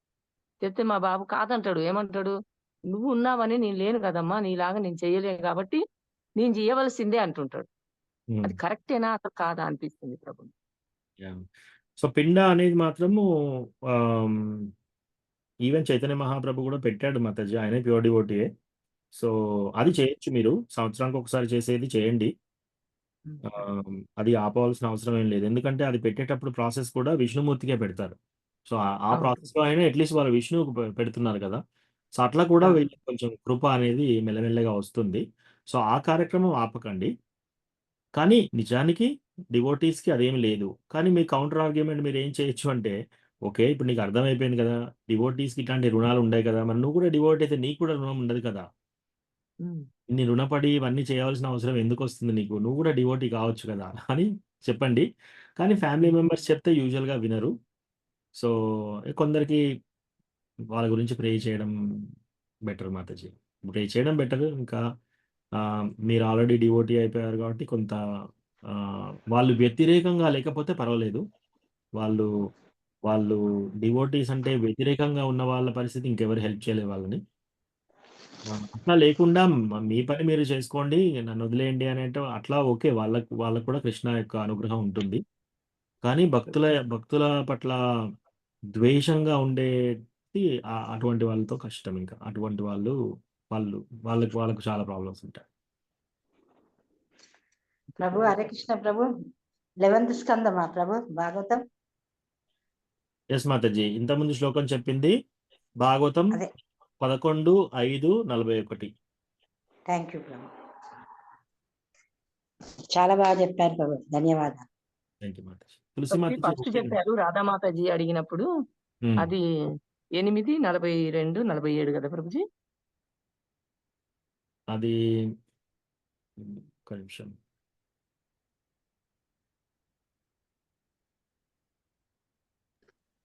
అవును మాతాజీ 8:4:42 1:8:42 1:8:41 ఒక శ్లోకం 42 41 42 రెండు శ్లోకాలు. 1వ స్కందం 8వ చాప్టర్. కృష్ణ ప్రభు ధన్యవాదాలు ప్రభు. నేనైతే అమూల్యమైన సంపదను కోల్పోతాను ప్రభుజీ ఈ బాంధవ్యాలు చేయబట్టి. నాకు మీ అమూల్యమైన సమయం తీసుకొని మాకు చాలా బాగా చెప్తారు ప్రభు. థ్యాంక్ యూ ప్రభు. థ్యాంక్ యూ మాతాజీ. హరే కృష్ణ ప్రభుజీ, ఒక చిన్న డౌట్. ఎస్ మాతాజీ. ఆ ప్రభుజీ ఇప్పుడు అంటే బలవంతంగా మరణం తీసుకుంటారు కదా, సో వాళ్ళు పైకి వెళ్ళాక నరకానికి వెళ్తారా స్వర్గానికి వెళ్తారా ప్రభుజీ? సూసైడ్ చేసుకున్న వాళ్ళ మాతాజీ, ఆత్మహత్య చేసుకున్న వాళ్ళ? ఎస్ ప్రభుజీ. ఓకే. సో ఆత్మహత్య చేసుకున్న వాళ్ళు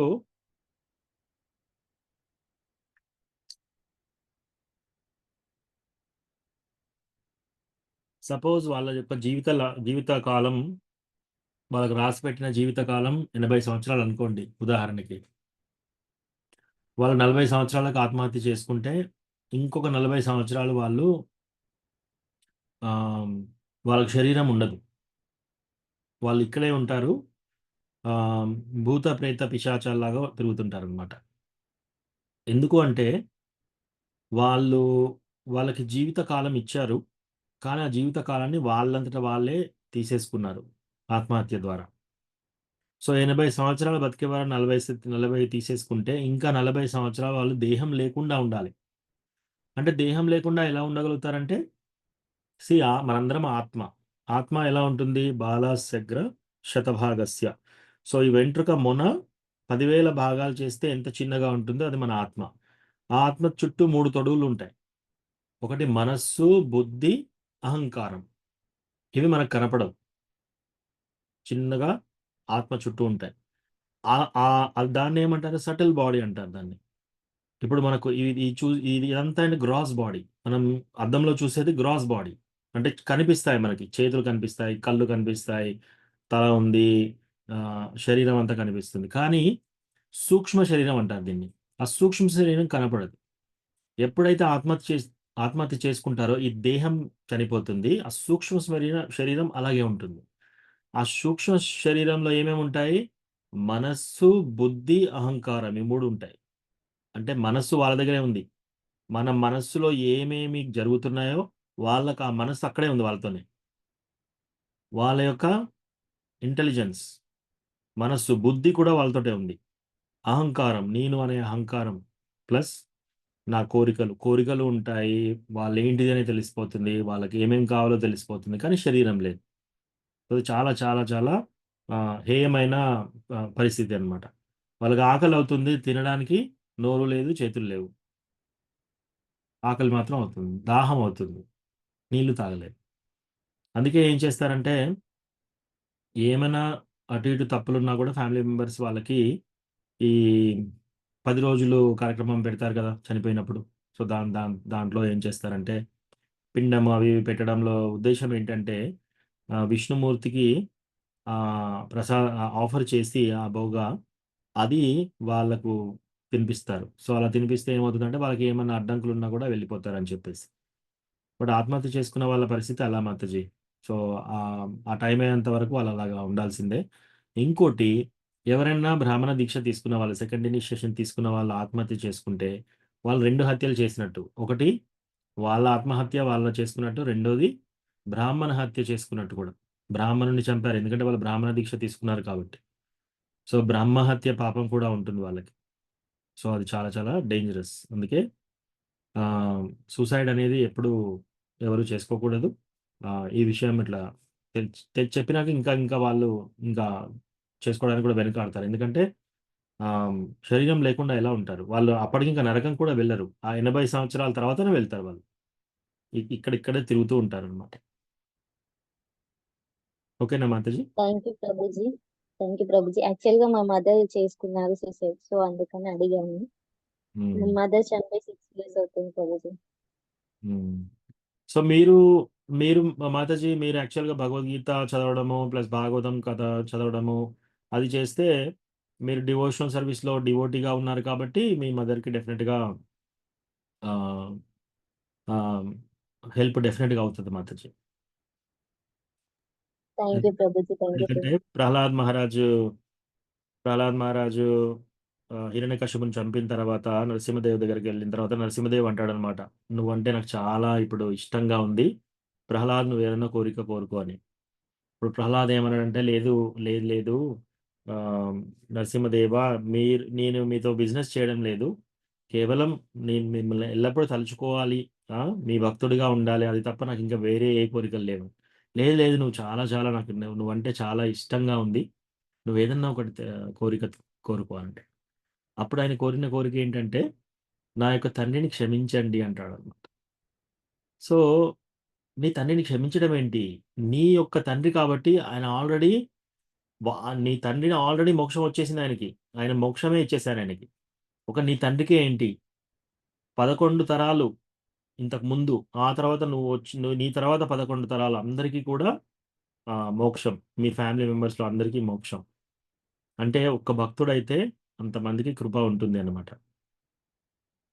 సో, డెఫినెట్‌లీగా మాతాజీ మీరు చాంటింగ్ చాలా సిన్సియర్‌గా చాంటింగ్ చేసి, భాగవతం చదివి, భగవద్గీత చదివితే పూర్వీకులకు కూడా అసలు పూర్వీకులు డాన్స్ చేస్తూ ఉంటారనమాట. ఎవరైనా భక్తిలోకొస్తే ఫ్యామిలీ మెంబర్స్ పూర్వీకులందరూ అక్కడ ఉండి డాన్స్ చేస్తుంటారు. ఓహ్! మా యొక్క ఒక్కడైనా సరే మా దాంట్లో భక్తుడయిపోయాడని చెప్పేసి. ఎందుకంటే వాళ్ళందరూ కూడా తరింపబడతారు.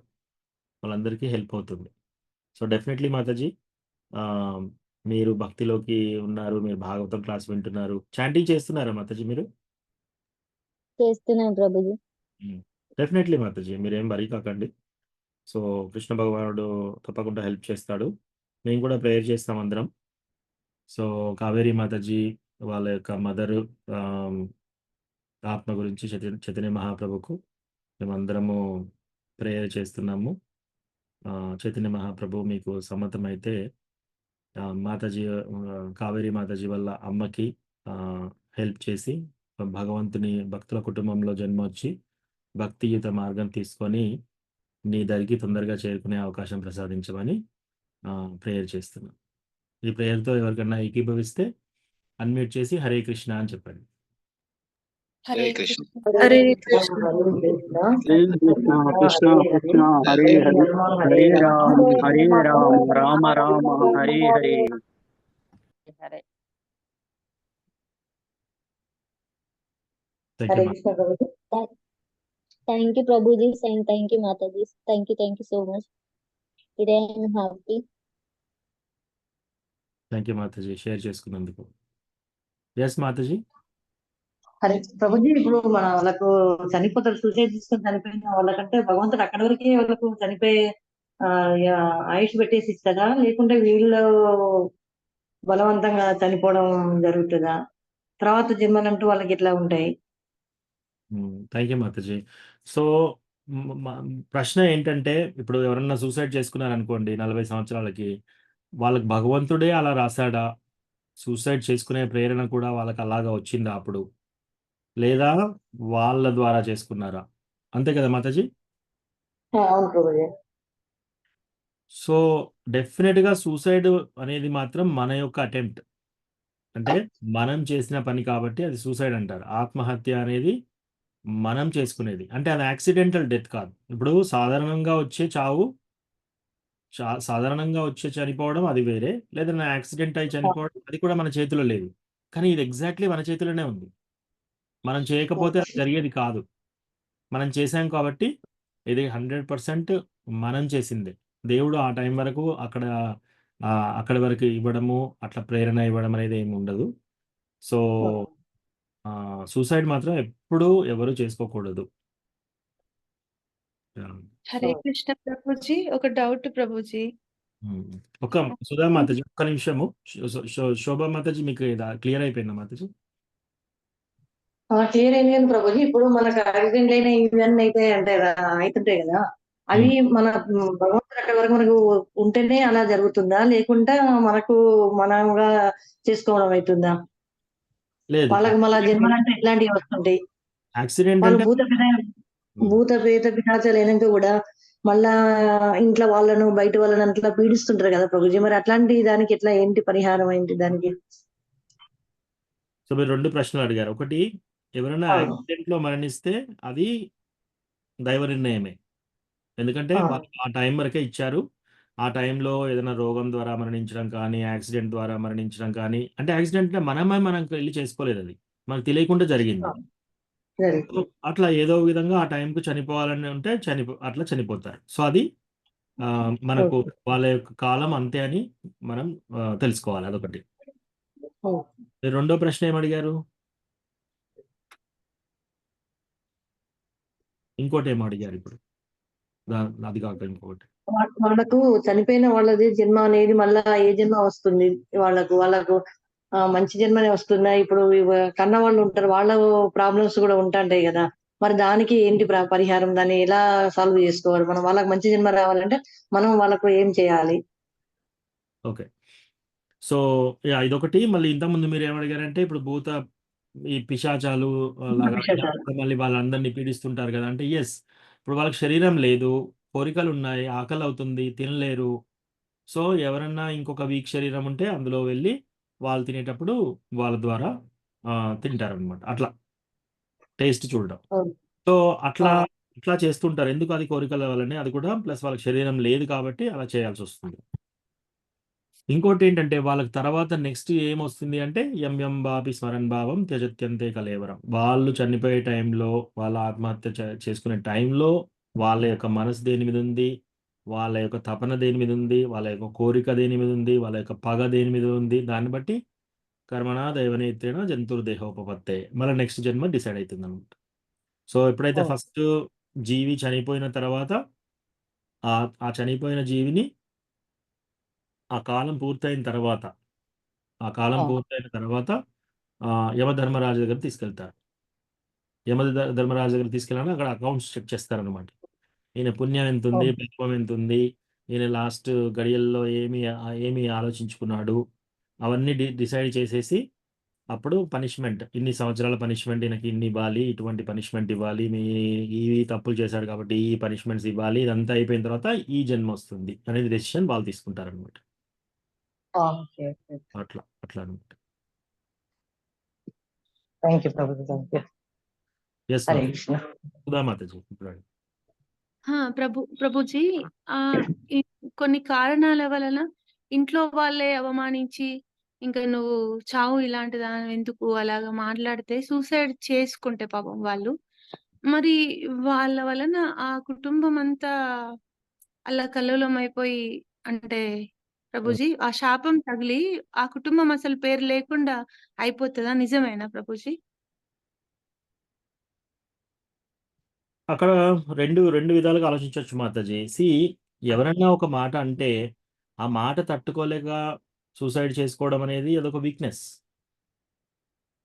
ప్రభుజీ, అంటే తను లైఫ్ తను వెళ్ళిపోవాలి అనుకున్నప్పుడు దానికి సహకరించకుండా అంటే ఇంక నువ్వు చావు అలాగనే ఇంక అది చంపినట్టేనా ప్రభుజీ? ఆమె సూసైడ్ చేసుకుంది, ఏం చేయలేని పరిస్థితిలో ఆడది కదా. సో మాతాజీ, ఎవరైనా సరే కష్టాలు వచ్చినప్పుడు ఆత్మ దాని ఏమంటారు, ఆత్మ గౌరవం. సో బేసికల్లీ ఆత్మ గౌరవం కూడా ఒక వీక్నెస్సే. ఎదుటి వాళ్ళు ఏమైనా అన్నా కూడా ఒక తట్టుకోలేకపోవడం ఒక వీక్నెస్సే. అంటే దాంట్లో ఇద్దరిది పాత్ర ఉంటుంది మాతాజీ. వీళ్ళ వీక్నెస్ ఉంటుంది. ఇప్పుడు సపోజ్ వీళ్ళు డివోటీస్ కారనుకోండి, డివోటీస్ అయితే ఎవరు కూడా ఆత్మహత్య చేసుకోరు. సో డివోటీస్ కూడా కొన్ని కేసెస్లో అలా చేసుకున్నా కూడా అట్లీస్ట్ కృష్ణ హెల్ప్ ఉంటుంది వాళ్ళకి మళ్ళీ తర్వాత. ఆ, కాకపోతే డివోటీస్ కాకపోతే ఏమవుతుందంటే, ఎస్ వీళ్ళను పీడించిన వాళ్ళకి ఎఫెక్ట్ పడుతుంది, వీళ్ళకు ఎఫెక్ట్ పడుతుంది, వీళ్ళ శరీరాన్ని తీసేసుకున్నారు కాబట్టి. సో రెండు, వీళ్ళకు ఎఫెక్ట్ పడుతుంది, వీళ్ళను టార్చర్ చేసిన వాళ్ళకు ఎఫెక్ట్ పడుతుంది, ఇద్దరికి పడుతుంది. ఎవరెవరికి ఎంతెంత భాగం చేశారో అంత మటుకు వాళ్ళకి వస్తుంది. మీరు ఇంకో పాయింట్ ఏమన్నారంటే, ఒకవేళ వీళ్ళని ఇలా టార్చర్ చేస్తే ఇది తలుగుతుంది కదా వాళ్ళకి, వాళ్ళ ఫ్యామిలీ మెంబర్స్ అందరికీ ప్రాబ్లం జరుగుతుంది కదా అంటే, అది నిజమే, ప్రొవైడెడ్ ఈ మనిషి యొక్క క్వాలిటీ ఎటువంటిది అనేది. ఎవరు చంపబడ్డ వాళ్ళు కానీ అట్లా. ఇప్పుడు ఎవరైనా డివోటీస్ని అలాగే ఎవరైనా చేశారనుకోండి, ఆ, దాంట్లో ఒక శ్లోకం ఉంది, నేను చూపిస్తాను, అది వెతుకుతున్నాను, ఒక్క నిమిషం.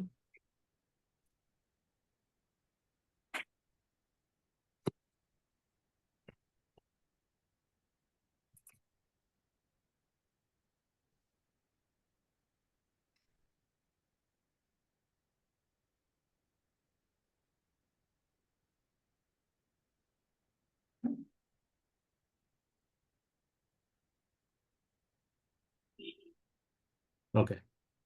సో ఎవరైనా కూడా వైష్ణవులను దూషణ చేశారనుకోండి, వైష్ణవులు దూషణ చేసిన వాళ్ళకి అప్పటి నుంచి వాళ్ళ యొక్క జీవితము, వాళ్ళ యొక్క ఆయుష్, వాళ్ళ యొక్క అందము, వాళ్ళ యొక్క ఆరోగ్యము అన్నీ క్షీణిస్తుంటాయి అన్నమాట. సో అంటే ఎవరన్నా వైష్ణవ దూషణ చేస్తే అది వైష్ణవులు అయితే, వైష్ణవులు కాకపోతే వీళ్ళు ప్రాపంచిక వ్యక్తులే, వాళ్ళు ప్రాపంచిక వ్యక్తులే అనుకోండి. నాన్ డివోటీస్, వీళ్ళు డివోటీ కాదు, వాళ్ళు డివోటీ కాదు. వాళ్ళు ఈ మనిషిని టార్చర్ పెట్టారు, ఈ మనిషి తట్టుకోలేక చనిపోయింది. సో అప్పుడు ఏమవుతుంది, సూసైడ్ చేసుకున్నందుకు పనిష్మెంట్ ఈ వ్యక్తికి గ్యారంటీ వచ్చేస్తుంది. వాళ్ళు బాగా టార్చర్ చేశారు కాబట్టి వాళ్ళకి వచ్చేస్తుంది కొంత పాపం. సో అది ఆ అకౌంట్లో అట్లా వేసేస్తారు ఇద్దరికి. సపోజ్ ఎవరైనా డివోటీని ఎవరన్నా దూషించారనుకోండి, ఒక డివోటీ ఉన్నాడు, ఇంకో ఎవరన్నా నాన్ డివోటీ, డివోటీస్ దూషించారు, నాన్ డివోటీ దూషించారనుకోండి, అట్లా అయినప్పుడు వాళ్ళకి ఇమ్మీడియట్గా ఏమైనా ప్రాబ్లమ్స్ అవుతున్నాయి అనుకోండి, కృష్ణ భగవాన్ యొక్క మర్సీ చాలా ఉంది అని అర్థం. ఎందుకంటే ఆ రియాక్షన్ ఇమ్మీడియట్గా వస్తుంది. ఒకవేళ రియాక్షన్ రాలేదు అనుకోండి, ఇంకా వాళ్ళ పరిస్థితి చాలా చాలా దారుణం అనమాట.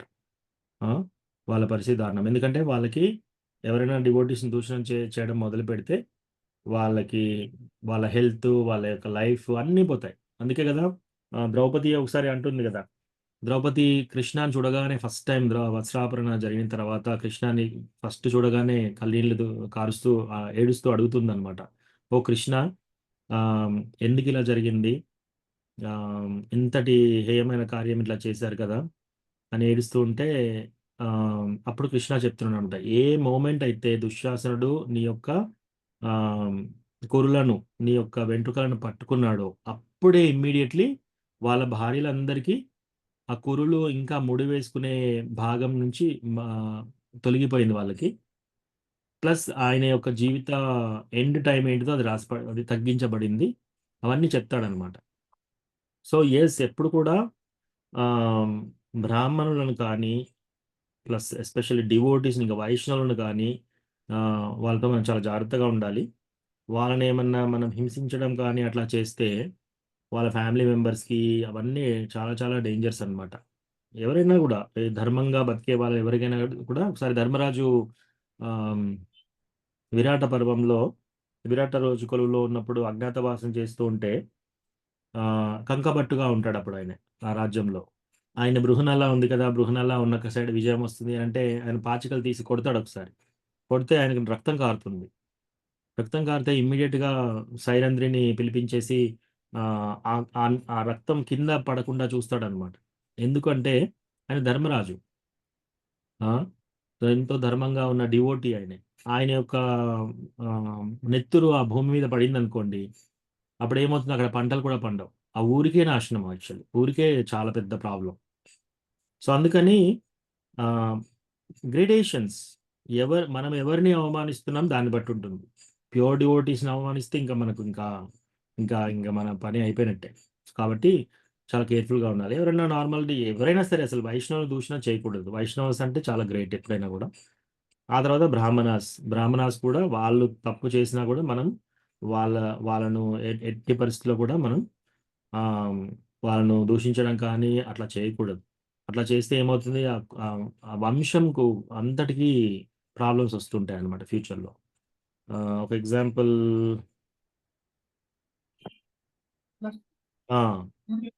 వైకుంఠ లోకాలకు వెళ్ళినప్పుడు నలుగురు కుమారులు వెళ్తారు కదా, వాళ్ళని జస్ట్ అడ్డుకుంటారు.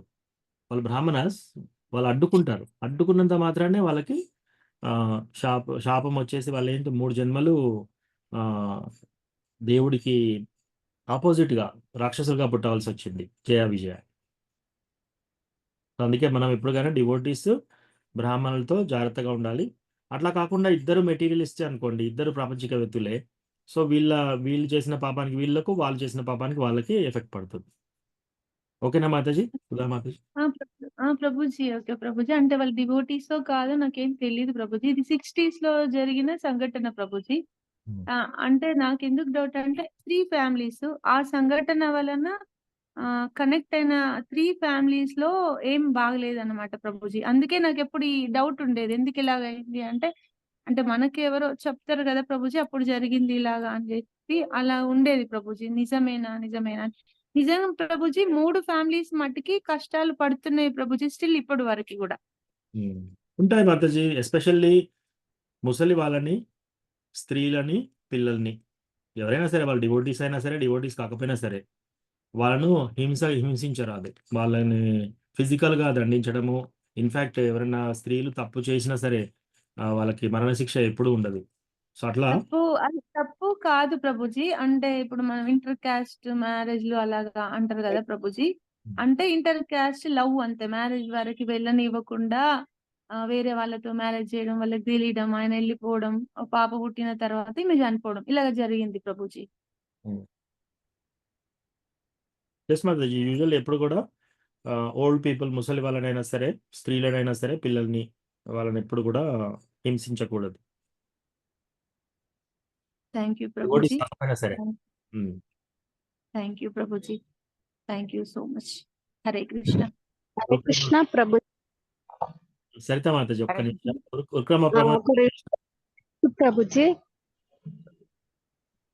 సరిత మాతాజీ మీ ప్రశ్న తర్వాత తీసుకుంటాను. ఉరుక్రమ పరమేశ్వర ప్రభు హ్యాండ్ రైజ్ చేశాడు.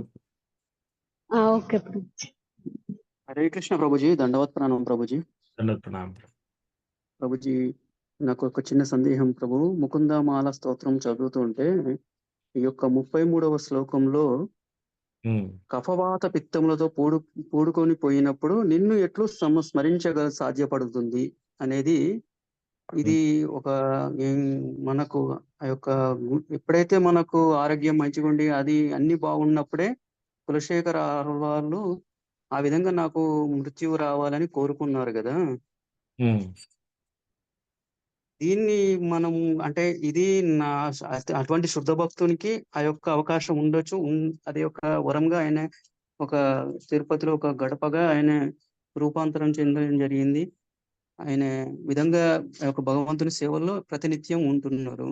కానీ మాలాంటి అధమ భక్తులు, కనిష్ట భక్తులు మాకు ఏ విధంగా మేము ఈ గుర్తు పెట్టుకోవడం అనే అంత్యకాలైన స్మరణ ముక్త ఫలయవరం అని అంటారు కదా ప్రభు. ఇట్లాంటిది ఇష్యూ అంటే ఇట్లాంటి ఇష్యూస్ చాలా క్లారిటీ అనేది లేదు నాకు. కొంచెం నేను ఏ విధంగా సాధన అనేది నేను చేస్తున్నా, కానీ నాకైతే ఈ భయం అయితే ఉన్నది ప్రభు. ఖచ్చితంగా వార్ధక్యం అనేది మా మానవ దేహానికి కంపల్సరీ ఉంటది. ఆ యొక్క భగవంతుని యొక్క స్మరణ అనేది ఉండదు. దీనికి సంబంధించి నేను ఏ విధంగా ప్రార్థించాలి భగవంతుని? ఎస్ ప్రభు. మీరు ఈ శ్లోకము తెలుసుకున్నారు. ప్లస్ ఏ విధంగా నేను ప్రార్థించాలనే తపనలో ఉన్నారు అంటే మీరు రైట్ పొజిషన్‌లోనే ఉన్నట్టు.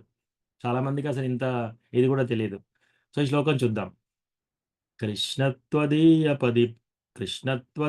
పద పంకజ పంజరాంతం అద్యైవ మే విశతు మానసరాజహంసా ప్రాణప్రయాణ సమయే కఫవాత పిత్తై కంఠావరోధన విధౌ స్మరణం కుతస్తే. ఓ కృష్ణ, నా యొక్క మనస్సుని మీ యొక్క పాదపద్మముల యందు ఉండేలా చూడండి. ఒక ఒక మెరుస్తున్న మెరుగురు పురుగు ఏం చేస్తుంది? అది పంకజ మకరందం కోసం ఇట్లా ఫాస్ట్‌గా వెళ్తుందన్నమాట. ఫాస్ట్‌గా వెళ్తూ వెళ్తూ అది ఆస్వాదిద్దామని వెళ్తుంది. పంకజ తామర పుష్పం దగ్గరికి. కానీ నాకు ఆఖరి గడియల్లో నా యొక్క కంఠావరోధం, నా యొక్క కంఠము కట్టిపడేసి ఉంటుంది. దేనితోటి? కఫవాత పిత్తతోటి. అంటే కఫ అంటే ఏంటి? మన ఆయుర్వేదాలో చెప్తారనమాట. వాటర్ రెసిస్టెన్స్ అనేది ఎక్కువ అవుతూనే ఉంటుంది. రైట్. కఫము అంటే ఎస్పెషల్లీ మనం దగ్గు జలుబు చేసినప్పుడు వస్తుంది చూడు, అది కఫ. తర్వాత వాత అంటే బాడీలో ఉన్న ఎయిర్, బాడీలో ఉన్న గాలి. తర్వాత కఫ వాత పిత్తై, బాయిల్ అంటే మన డైజెస్టివ్, మనకు అన్నం అరగడానికి కోసం ఉండే యాసిడ్స్. ఇవన్నిటిని ఈ కంఠం తట్టుకొని ఉంటుందన్నమాట. అప్పుడు ఈ కంఠం కూడా మనకు కొద్దిగా పనిచేయదు. ఇంకా పని చేయనప్పుడు నేను ఎలా నిన్ను గుర్తు చేసుకోగలుగుతాను, నేను ఎలా స్మరించగలుగుతాను ఓ స్వామి అని కులశేఖరాల వారు ప్రే చేస్తున్నారనమాట. సో మనం ఏం చేయొచ్చు అంటే మనం కూడా మనం ఆరోగ్యంగా ఉన్నప్పుడు డివోషనల్ సర్వీస్ చేయాలి. మనం రోజు 16 రౌండ్లు చాంటింగ్ చేయాలి. ఆ చాంటింగ్ చేసేటప్పుడు చాలా మంచి ప్రశ్న అడిగారు ప్రభు. మనం ఎలా ప్రిపేర్ కావాలి? మన లైఫ్ అంతా మన చనిపోయే గడియలకు ప్రిపరేషన్ ఇదంతా. సో మనం రోజు 2 గంటలు చాంటింగ్ చేసేటప్పుడు అన్నీ పక్కకు పెట్టేసి, మన సెల్ ఫోను, మన యొక్క అన్ని విషయాలు పక్కకు పెట్టేసి, అబ్జార్ప్షన్, మనము కృష్ణ భగవానునిలో లీనమైపోయి ఉండాలన్నమాట. లీనమైపోయి చాంటింగ్ చేయాలి. ఆ చాంటింగ్ చేసేటప్పుడు మూడే కావాల్సింది. ఒకటి, హరికృష్ణ మహామంత్రం స్పష్టంగా పలకాలి. మనం ఏదైతే పలుకుతున్నామో అది స్పష్టంగా వినాలి. మూడోది, భగవంతుడి మీద ప్రేమతో చేయాలి. ఈ మూడే మనం చేయాల్సింది. ఇంకా ఎక్స్ట్రా ఆలోచించడం అంత కాదు. అది ఒకటి చేయాలి. భాగవతం చదివేటప్పుడు, భాగవత కథ వినేటప్పుడు చాలా శ్రద్ధగా, చాలా జాగ్రత్తగా వినాలి. వింటే ఏమవుతుందంటే మనకు ఆ పిక్చర్ అంతా ముందటికి వచ్చేస్తుంది. మనం భాగవంతుని కథ విన్నప్పుడు మనకు పిక్చరైజేషన్ వచ్చేస్తుంది. తర్వాత మనం పని చేసుకునేటప్పుడు ఏం చేయాలి? ఆహా! కృష్ణ చూడు కూతురని ఎలా చంపాడు. ఆయన దామోదర్ లీల కథ విన్నప్పుడు, ఓ కృష్ణ ఇలా వచ్చాడా, ఇలా పాక్కుంటూ అంబాడుతూ అక్కడికి వచ్చాడు. తర్వాత ఆయన అన్ని కుండలు పగలగొట్టాడు. తర్వాత యశోదమాత పరిగెడుతూ ఉంటే ఆ లాస్ట్‌కి పట్టుకుని. సో ఇట్లా మనం అది స్మరణ చేసుకుంటూ ఉండాలన్నమాట మన ఫ్రీ టైమ్‌లో కూడా. అట్లా ఏదన్నా ఒక లీల, మనకి ఏదైనా ఇష్టమైన లీల, మనకి ఎప్పుడైతే ఈ భగవంతుని భక్తి పెరుగుతుందో, మన స్మరణలో కూడా కృష్ణ భగవానుని ఎల్లప్పుడూ మన్మనాభవ మద్భక్తో మధ్యాజీ మాం నమస్కురు, ఎల్లప్పుడూ నన్నే ఆలోచిస్తూ ఉండండి అన్నాడు కదా కృష్ణ. నా గురించే తలంపులో ఉండండి అని. సో మనం ఇట్లా కృష్ణ భగవానుని తలుస్తూ ఉండాలన్నమాట. అప్పుడు స్లోగా మనము చాంటింగ్ చాలా మంచిగా చేసినప్పుడు మనకు అర్థమైపోతుంది. కొన్ని లీలలు మనకు బాగా మన హృదయానికి అతుక్కొని పోతాయి అన్నమాట. ఐదర్ గోపీస్ లీల కానీ, లేదా నందమహారాజ్ యశోద మాత లీల కానీ, లేదా కృష్ణ భగవానుని యొక్క స్నేహితులతో చేసిన లీలలు కానీ, వాళ్ళ యొక్క దాస్యరసంలో ఉన్న వాళ్ళ లీలలు కానీ, ఇవన్నీ చేసినప్పుడు ఆ అట్రాక్షన్, స్మరణ ఇంక్రీజ్ అవుతుంది. కొన్ని రోజులైనాక ఎలా ప్రాక్టీస్ చేయాలంటే మనం ఆ స్మరణలోనే ఉండాలి ఎప్పుడు. కృష్ణ భగవానుని స్మరణలోనే. రైట్. అట్లా ఉంటే ఆటోమేటిక్‌గా తుది గడియల్లో, లాస్ట్ గడియల్లో మనకి ఏది పనిచేయదు. ఈవెన్ మనం చాంటింగ్ చేయడానికి ఈ చేతులు మాల కూడా పట్టుకునే అవకాశం, స్ట్రెంగ్త్ ఉండదు. కళ్ళు కనపడవు, చెవులు కూడా వినపడవు. అవును ప్రభు. బయట టెంపుల్ వాళ్ళందరూ వచ్చి కీర్తన చేస్తున్నా కూడా ఆ కీర్తన కూడా మనకు వినిపించే అవకాశం ఉండకపోవచ్చు. ఉండకపోవచ్చు. కళ్ళు కనపడవు, చెవులు వినపడవు, మన యొక్క ఏ ఇంద్రియాలు పనిచేయదు. కానీ ఒక ఇంద్రియం మాత్రం ఉంటుంది ఎప్పటికీ, స్మరణ. మనం దేన్ని ఓకే. గుర్తు చేసుకోవాలనే స్మరణ మాత్రం ఉంటుంది. అప్పుడు ఓకే. మనం స్మరణ కృష్ణ భగవానుని యందు స్మరణ పెట్టుకోవాలి. ఓకే. ప్రయత్నించాలి. అప్పుడు పెట్టుకోవాలంటే ఏం చేయాలి? మనం ఆ స్మరణ ప్రాక్టీస్ చేయాలి. మన లైఫ్ అంతా ప్రాక్టీస్ చేయాలి. సో అది. ప్రభుజీ, ఇది యొక్క నేను మీరన్నట్టు 16 మాలలు చేసినప్పుడని అంటే ఎక్స్ట్రా అయినా చేస్తూ ఉంటా. అయితే ఈ మాలలు చేస్తున్నంత సేపు హరే కృష్ణ మహామంత్రాన్నే బోర్డు ఒక రూపంలో ముంగట పెట్టుకొని చేస్తూ ఉంటా. మరి ఇక్కడ భగవంతుని గుర్తు చేసుకోవడం అంటే ఆయన యొక్క చిరునవ్వు, ఆయన యొక్క పాదాలు, ఆయన యొక్క వేణువు, ఇవన్నీ అంటే ఆయన యొక్క ప్రతి ఒక్క రూపాన్ని, ఆయన సాకార రూపాన్ని గుర్తు చేసుకోవడం ముఖ్యమా? హరే కృష్ణ మహామంత్రాన్ని కళ్ళు మూసుకున్న ఆ యొక్క మంత్రం అనేది నా కళ్ళ ముందు కనబడడం ముఖ్యమా అనేది, అంటే ఈ స్మరణ అనే దానికి నాకు ఒక క్లారిటీ అనేది ఒకటి కావాలని అనిపించి మిమ్మల్ని అడగడం చెప్తున్నాను ప్రభు. సో మనం హరే కృష్ణ చేసేటప్పుడు మనము ఏది తలుచుకోవాల్సిన అవసరం లేదు ఫోర్స్ఫుల్గా. మన ప్రయత్నపూర్వకంగా మనము ఒక లీలా క్రియేట్ చేయాల్సిన అవసరం లేదు అక్కడ. మన ప్రయత్నపూర్వకంగా మనం ఒక లీలలోకి ఎంటర్ కాకూడదు. మనం ఓన్లీ ఏం చేయాలి? హరే కృష్ణ కృష్ణ కృష్ణ హరే హరే, హరే రామ రామ రామ హరే హరే. స్పష్టంగా పలుకుతున్నాం. మనం ఏదైతే పలుకుతున్నామో సింపుల్గా వినాలి అంతే. ఇంకా అంతకు మనం వేరేది ఏం చేయకూడదు. అలా చేస్తూ ఆ చాంటింగ్ చేస్తూ ఉంటే ఒకసారి మనస్సు ఆటోమేటిక్గా వెళ్ళిందనుకోండి ఒక లీలలోకి, అట్లా ఓకే. కానీ మనం ప్రయత్నపూర్వకంగా వెళ్ళి ఒక లీలల మీద పెట్టుకోకూడదు. మనం ఎక్స్ట్రా ప్రయత్నం ఏమి చేయాల్సిన అవసరం లేదు. జస్ట్ వినాలి, మనం చెప్పేది మనం వినాలి అంతే. ఓకే ప్రభు. అంటే పాదాలు కనబడినంత మాత్రాన మనము అయ్యో అనుకోని అవసరం లేదు. అయ్యో దృష్టి మారిందనే ఫీలింగ్ తెచ్చుకోవాల్సిన అవసరం లేదు. ప్లస్ పాదాలు, తర్వాత రూపాన్ని సృష్టించుకోవడము, చూడడము, ఇవన్నీ ఏమి మనం ఎక్స్టర్నల్ గా ఏం చేయకూడదు. ఆటోమేటిక్ గా వస్తున్నాయి అనుకోండి, ఆటోమేటిక్ గా వస్తుంది అనుకోండి, మనం చాంటింగ్ చేసే మధ్యలో సడన్ గా వస్తే పర్వాలేదు. కానీ మనకై మనం ఒక లీలలోకి ఎంటర్గా అయ్యి గుర్తు తెచ్చుకోవడం అట్లా కాదు. ఈవెన్ మనం ఈ యొక్క హరే కృష్ణ మహామంత్రం కూడా గుర్తు చేసుకోవాల్సిన అవసరం లేదు. మనం వినడం ముఖ్యం, చదవలేము. మంత్రాన్ని కూడా కళ్ళు మూసుకొని మన మంత్రం అక్షరాలు చూడడం కూడా అవసరం లేదు. ఓన్లీ మనం చెప్పేది మనం వినాలి. అది అటెంటివ్ చాంటింగ్. ఇది ఒక్కటే ప్రభు. మేము ఈశోపనిషత్తులో చెప్పినట్టు నేను చేసిందంతా భగవంతుడు గుర్తు పెట్టుకొని నాకు ఆయన యొక్క గోలోక ధామంలో ఆ యొక్క సేవ నాకు ఇస్తే చాలు అనుకుంటాను ప్రభు. థ్యాంక్ యూ ప్రభు. Thank you. చాలా బాగా క్లారిఫికేషన్ చెప్పారు. స్మరణ అనేది ముఖ్యమని చాలా బాగా చెప్పారు ప్రభు.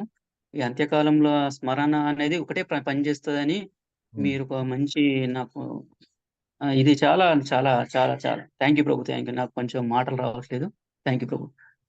థ్యాంక్ యూ ప్రభు. ఓకే, సరితా మాతాజీ. హరే కృష్ణ ప్రభుజీ, ఒక రిక్వెస్ట్ ప్రభుజీ. అఖిల మాతాజీకి కొద్దిగా హెల్త్ బాగాలేదు ప్రభుజీ, మీరు ప్రే చేస్తారా ప్రభుజీ? షూర్ మాతాజీ.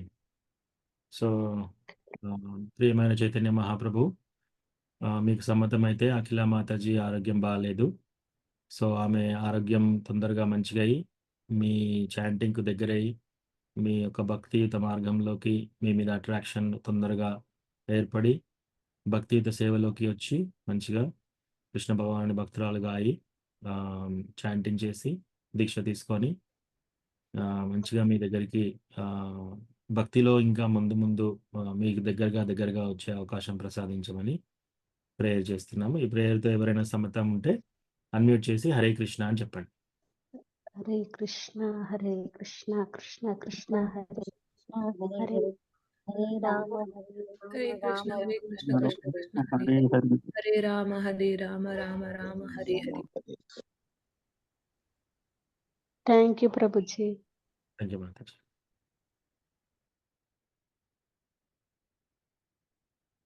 ఓకే, ఇక్కడ ఆపుదాం ఇవాళ. థ్యాంక్ యూ ప్రభుజీ. Thank you. హరే కృష్ణ.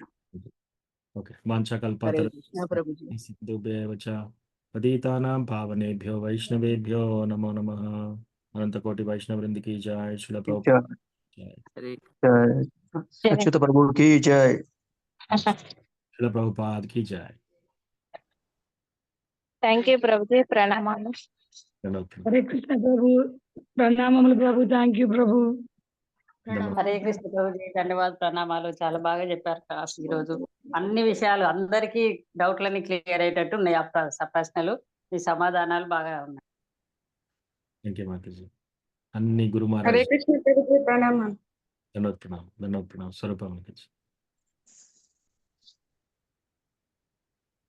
హరే కృష్ణ ప్రభుజీ, థ్యాంక్ యూ సో మచ్. చాలా డౌట్స్ క్లియర్ అయినాయి నాకు ఈ రోజు క్లాస్ లో. థ్యాంక్ యూ మాతాజీ. హరే కృష్ణ. ధన్యవాద ప్రణామం.